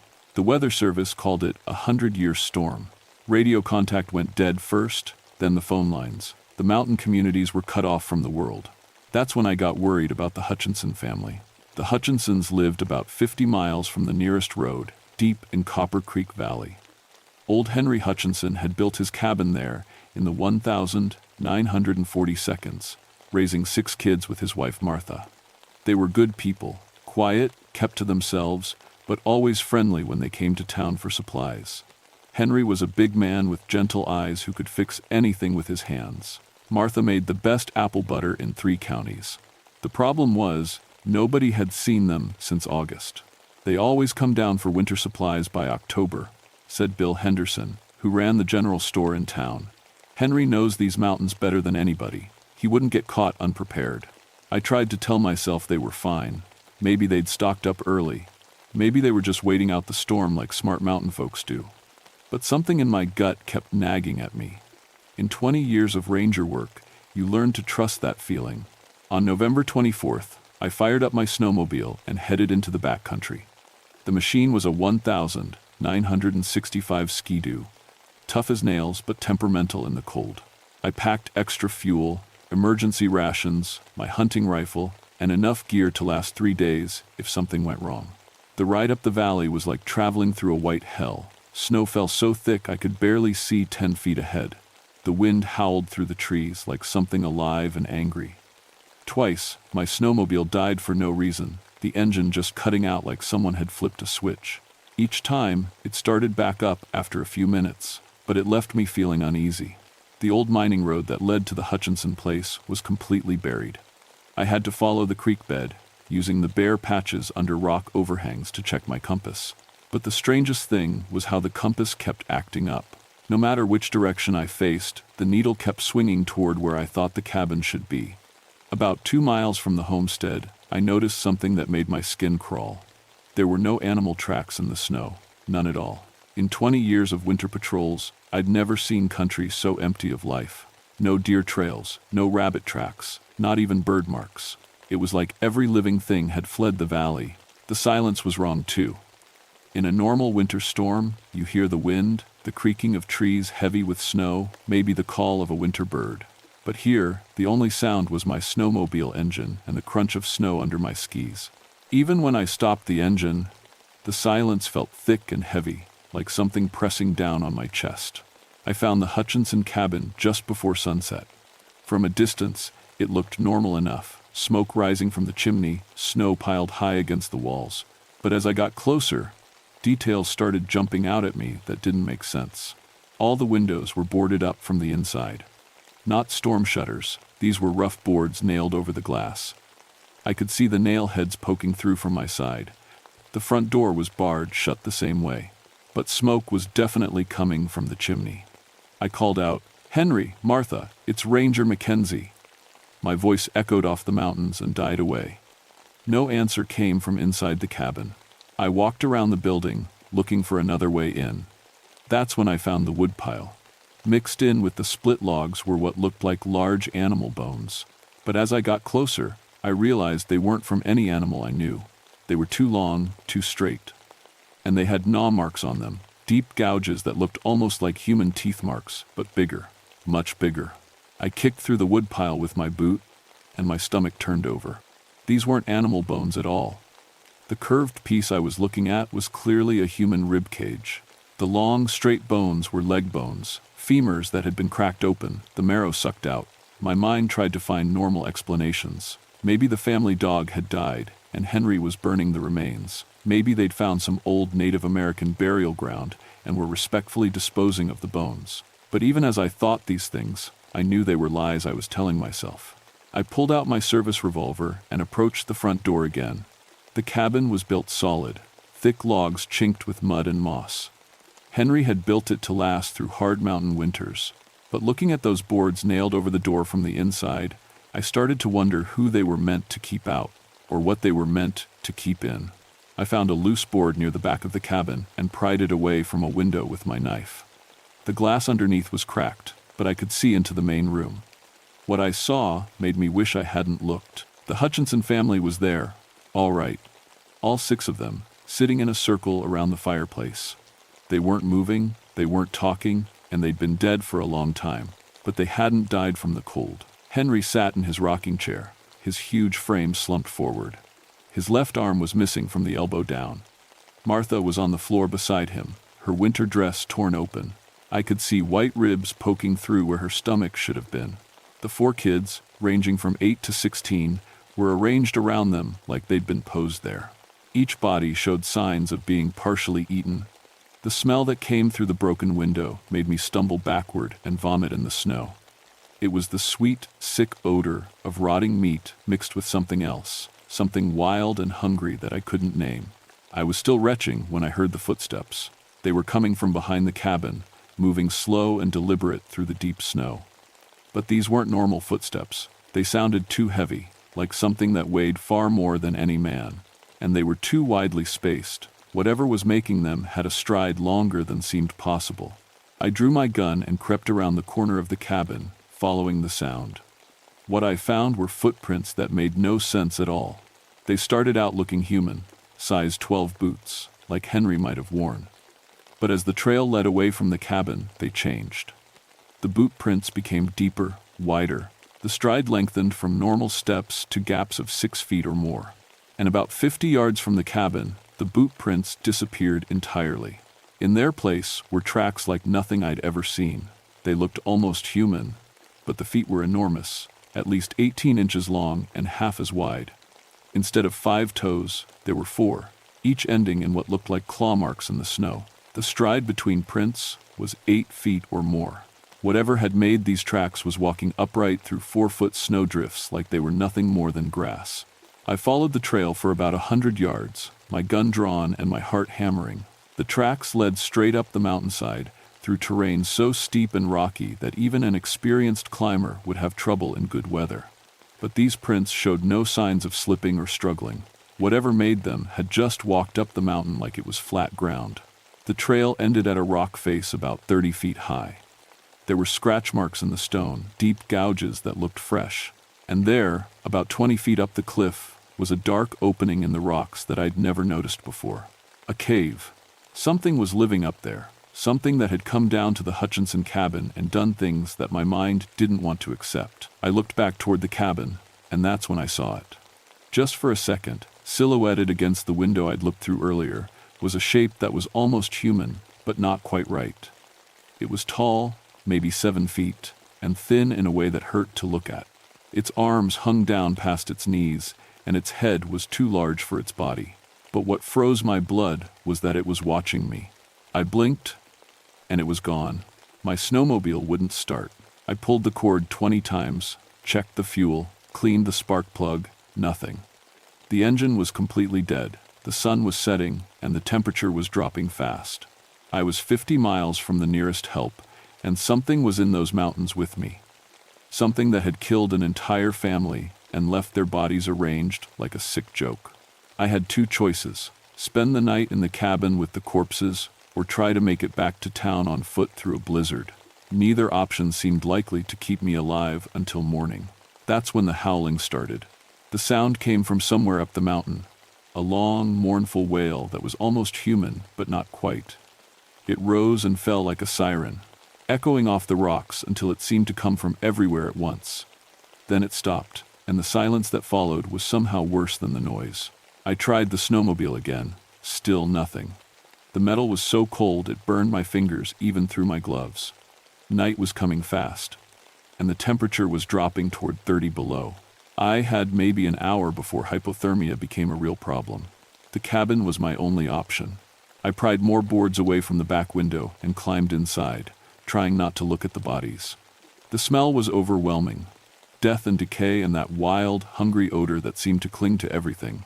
I pulled my scarf over my nose and mouth, but it didn't help much. The fireplace was still burning, which explained the smoke I'd seen. Someone had been feeding it recently. The thought that one of the Hutchinsons might still be alive crossed my mind, but one look at the bodies told me that was impossible. They'd been dead for weeks, maybe months. So, who was tending the fire? I found Henry's journal on the mantelpiece, its leather cover stained with something dark that I didn't want to identify. The last entry was dated September 15th, more than 2 months ago. His handwriting, usually neat and careful, became increasingly shaky as I read. Asterisk September 3rd. Early snow today, maybe 2 inches. Martha says it's too early, but I've seen early winters before. Better safe than sorry. Asterisk. Asterisk September 8th. Snow keeps coming, already knee-deep and no sign of stopping. Radio went out yesterday, can't get through to town. Asterisk. Asterisk September 12th. Food running low. Tried to hunt, but there's nothing out there. No deer, no rabbits, nothing. Like all the animals just vanished. Kids are getting scared. Martha won't stop crying. Asterisk. Asterisk September 15th. Found tracks around the cabin this morning. Not from any animal I know. They're huge, and they go right up to the windows. Something was watching us sleep. I can feel it out there, waiting. So hungry. Always so hungry. Asterisk. The entries stopped there, but someone had written more. Scratchy, desperate words, scrawled in what looked like blood. Asterisk, it's inside now. In my head. The hunger is so strong. Can't think about anything else. The children look so tender. Asterisk. I dropped the journal like it was on fire. That's when I heard footsteps on the roof. They started at one end of the cabin and moved slowly toward the other, each step deliberate and heavy. Whatever was up there had to weigh at least 300 pounds. The roof beams groaned under the weight, and small bits of dust and debris rained down from the ceiling. The footsteps stopped directly over my head. I raised my gun toward the ceiling, but my hands were shaking so badly I could barely hold it steady. The silence stretched out until I could hear my own heartbeat pounding in my ears. Then something started scratching at the roof. Long, slow scrapes like claws dragging across wood. It was trying to tear its way in. I backed toward the window I'd climbed through, but before I could reach it, the scratching stopped. A new sound took its place. A low, rumbling growl that seemed to come from deep underground. It was the sound a stomach makes when it's empty, but amplified 100 times. The thing was hungry. A chunk of wood the size of my fist crashed down from the ceiling, followed by another. Splinters showered the room as claws tore through the roof above the fireplace. I could see glimpses of something pale and skeletal between the rafters. I dove through the window, just as the entire section of roof caved in. Behind me, I heard a thud as something heavy hit the cabin floor. Then came a sound that made my skin crawl, the wet, tearing noise of something feeding. I didn't look back. I ran. The snow was waist-deep, and every step was a battle. My legs burned with the effort, and the cold air seared my lungs. Behind me, I could hear sounds from the cabin, breaking wood, snarling, and underneath it all, that horrible stomach-growling noise. I made it maybe 200 yards before I had to stop. My heart felt like it was going to explode, and I was sweating despite the cold. When I turned around, the cabin was dark. No more firelight, no more sounds, just silence and the falling snow. But something was following me. I could see it moving between the trees, a pale shape that seemed to flow through the snow without leaving tracks. It stayed just at the edge of my vision, never coming close enough for me to get a clear look. But I could feel its eyes on me, watching, waiting. The hunger was starting. It began as just a nagging emptiness in my stomach, easy enough to ignore. But as I struggled through the snow, the feeling grew stronger. I found myself thinking about food, not the emergency rations in my pack, but something else. Something warm and fresh and red.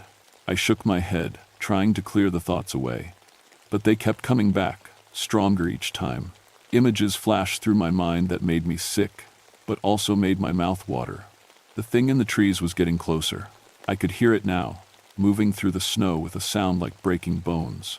And underneath that, constant and maddening, was the growling of an empty stomach that could never be filled. My hands were starting to shake, and not from the cold. The hunger was spreading through my body like poison, making me think thoughts that weren't my own. I caught myself looking at my own hands and wondering what they would taste like. That's when I realized the truth. Whatever had killed the Hutchinson family wasn't just hunting me. It was trying to make me into one of them. The attacks came in waves after that, not physical attacks, but something worse. Thoughts that weren't mine kept flooding my brain. Images of tender meat, the satisfaction of cracking bones to get at the marrow inside, the sweet taste of fresh blood on a cold night. I stumbled and fell face first in the snow. The cold shock cleared my head for a moment, long enough to understand what was happening.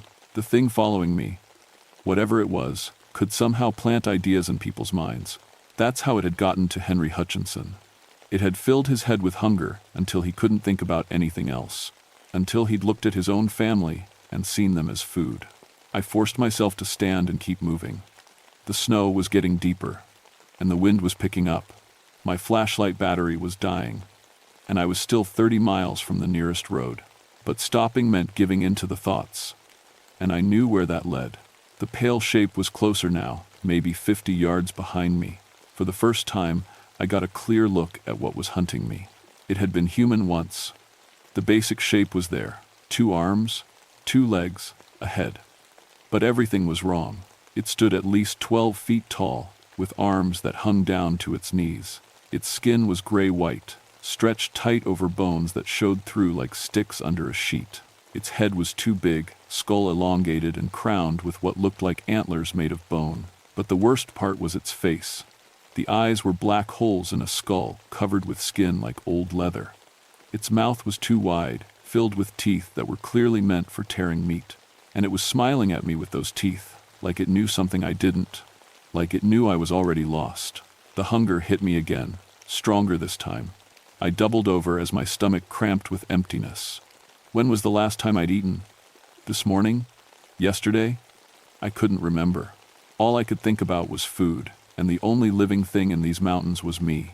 I bit down on my tongue hard enough to draw blood. The pain broke through the hunger thoughts, at least for a moment. I had to focus on something else, anything else. I started reciting the Lord's Prayer, something my Scottish grandmother had taught me as a child. Our Father, who art in heaven, hallowed be thy name. The creature stopped moving. I kept praying, louder now. Thy kingdom come, thy will be done, on earth as it is in heaven. The thing let out a shriek that sounded like a mountain cat and something else mixed together. It took a step back, those black eyes fixed on me with what looked like rage. Prayer. Of course. My grandmother had told me stories about the Wendigo when I was young. Cannibalistic spirits from Native American legend that could possess people during harsh winters. She'd said prayer was the only thing that could hold them back. I'd always thought they were just stories. Give us this day our daily bread, I continued, backing away through the snow. The Wendigo, because that's what it was, no point denying it now, followed but kept its distance. Every word seemed to cause it pain, but I couldn't pray forever. My voice was already getting hoarse from the cold, and the hunger thoughts were fighting back stronger with each word. It was like trying to hold back an avalanche with my bare hands. The creature seemed to know this. It started circling me, staying just out of range but never taking those black eyes off me, waiting for my voice to give out or my faith to crack. I stumbled backward and felt something hard against my spine. A tree, a big pine tree with low branches heavy with snow. An idea started forming in my mind, probably a stupid idea, but the only one I had. I reached into my pack and pulled out the emergency flare I always carried on winter patrols. The Wendigo saw the movement and came closer, thinking I was weakening. I was weakening. The hunger was so strong now that I could barely think straight. My hands were shaking as I pulled the cap off the flare. "And forgive us our debts," I whispered, my voice nearly gone. "As we forgive our debtors." The Wendigo crouched down, getting ready to charge. Those long arms could cover the distance between us in one leap. I struck the flare. Red fire exploded between us, bright as the sun. The Wendigo screamed and stumbled backward, its gray skin smoking where the light touched it. I held the flare up like a torch, and the creature retreated further. Fire. The old stories said Wendigos feared fire, but a flare only burns for 15 minutes. I grabbed handfuls of the dry pine needles from the lower branches and held them to the flare until they caught. Then I touched the burning needles to the tree itself. The pine was heavy with sap and caught fire like it had been soaked in gasoline. Within seconds, the entire tree was blazing. The Wendigo backed away, shrieking and covering its eyes. But I wasn't done. I ran to the next tree and set it ablaze, then the next one. Soon I had a wall of fire between myself and the creature. But walls work both ways. I was trapped just as much as it was. The Wendigo began to change. As I watched in horror, it seemed to grow even taller. The antlers on its head lengthened and branched out like a real deer's rack. Its skin became more translucent, showing the black veins underneath, and its mouth opened wider, revealing rows of teeth like a shark's. This was its true form. It threw back its head and howled. Not the almost human sound from before, but something that belonged to winter itself. The sound of wind through empty spaces, of ice cracking under impossible pressure, of everything dying and never coming back. The hunger in my mind exploded into actual pain. I fell to my knees, clutching my head as foreign thoughts tried to take over completely. Images flashed behind my eyes. Henry Hutchinson, looking at his sleeping children and seeing only meat. The first bite that tasted so sweet he couldn't stop. The way his family looked at him, with understanding in their final moments. The Wendigo walked through the fire. The flames didn't burn it, just made its skin glow like old bone. It moved slowly, savoring my terror, those black eyes fixed on mine. When it reached me, it knelt down so we were at eye level. "So hungry," it whispered, in a voice like breaking glass. "Always so hungry. You understand now." I did understand. The hunger wasn't just for food. It was for warmth, for life, for everything the creature had lost when it chose cannibalism over death. It would never be satisfied, no matter how much it consumed. But I also understood something else. I pulled out my service revolver and put it against the Wendigo's chest. The creature laughed, a sound like ice cracking. "Bullets cannot kill hunger," it said. "No," I agreed. "But they can kill the hungry." I pulled the trigger 6 times, emptying the cylinder. Each bullet punched through the creature's chest with a wet thud. Black blood that steamed in the cold air poured out of the wounds. The Wendigo looked down at the holes in its chest, then back at me. It was still smiling. "Now you must choose," it whispered. "Starve in the cold, or become like me." Then it collapsed backward into the snow and didn't move again. I don't remember much about the next 3 days. The rescue team found me 20 miles from the Hutchinson cabin, half frozen and babbling about monsters in the woods. They said I'd been walking in circles, that my tracks showed I'd passed the same landmarks multiple times. Hypothermia, they said. Hallucinations brought on by extreme cold and stress. They never found the Wendigo's body. The official report listed the Hutchinson family's deaths as carbon monoxide poisoning from a faulty wood stove. 7 people died that winter, the report said. A tragic accident caused by inadequate ventilation in an old cabin. I knew better, but who was going to believe me? I spent 2 weeks in the hospital recovering from frostbite and exhaustion. The doctors said I was lucky to be alive.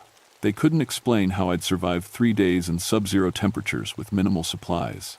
They also couldn't explain the tooth marks on my arm, bite marks that matched no known animal. When I got out, I requested a transfer. The Park Service sent me to Arizona, where the only white stuff you see is sand and the only things that howl at night are coyotes. I told my supervisor I needed a warmer climate for my health. That was true enough. But every winter, I make phone calls to contacts back in West Virginia. Every winter, there are reports of missing hikers in the George Washington National Forest. People who go into the mountains when the snow gets deep and never come out. The search and rescue teams blame the weather, the terrain, the dozens of ways the mountains can kill you if you're not careful. I know better. The hunger never really left me. Oh, it's not the overwhelming compulsion it was that night in the mountains. But sometimes, especially when I'm very tired or very cold, I catch myself thinking thoughts that aren't quite right, looking at people and wondering what they would taste like, imagining the satisfaction of cracking bones with my teeth. When that happens, I pray. My grandmother's prayers, the ones that saved my life in Copper Creek Valley, they keep the thoughts at bay most of the time.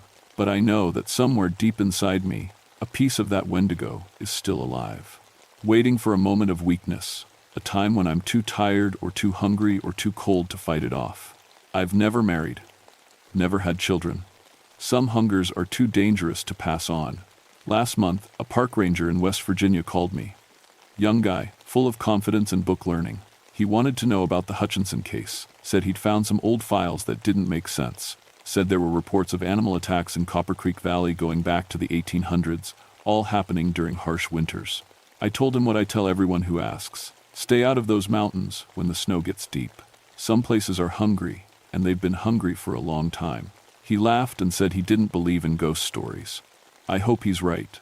I hope what happened to me was just hypothermia-induced hallucinations, just a tired mind trying to make sense of a terrible tragedy. I hope the Wendigo died when I shot it, that its body rotted away in the spring thaw like anything else. But every winter, when the first snow starts to fall and I feel that familiar ache in my bones, I remember those black eyes watching me through the trees. I remember the smile full of teeth that were made for tearing flesh. And I remember how good the hunger felt, just for a moment, before I found the strength to fight it off. Some things are worse than dying. Some things are so hungry they can never be satisfied. And some hungers, once tasted, never really go away. My name is Daniel Mackenzie, and 30 years ago, I met something in the mountains of West Virginia that changed me forever. I'm an old man now, living in the desert where winter never comes.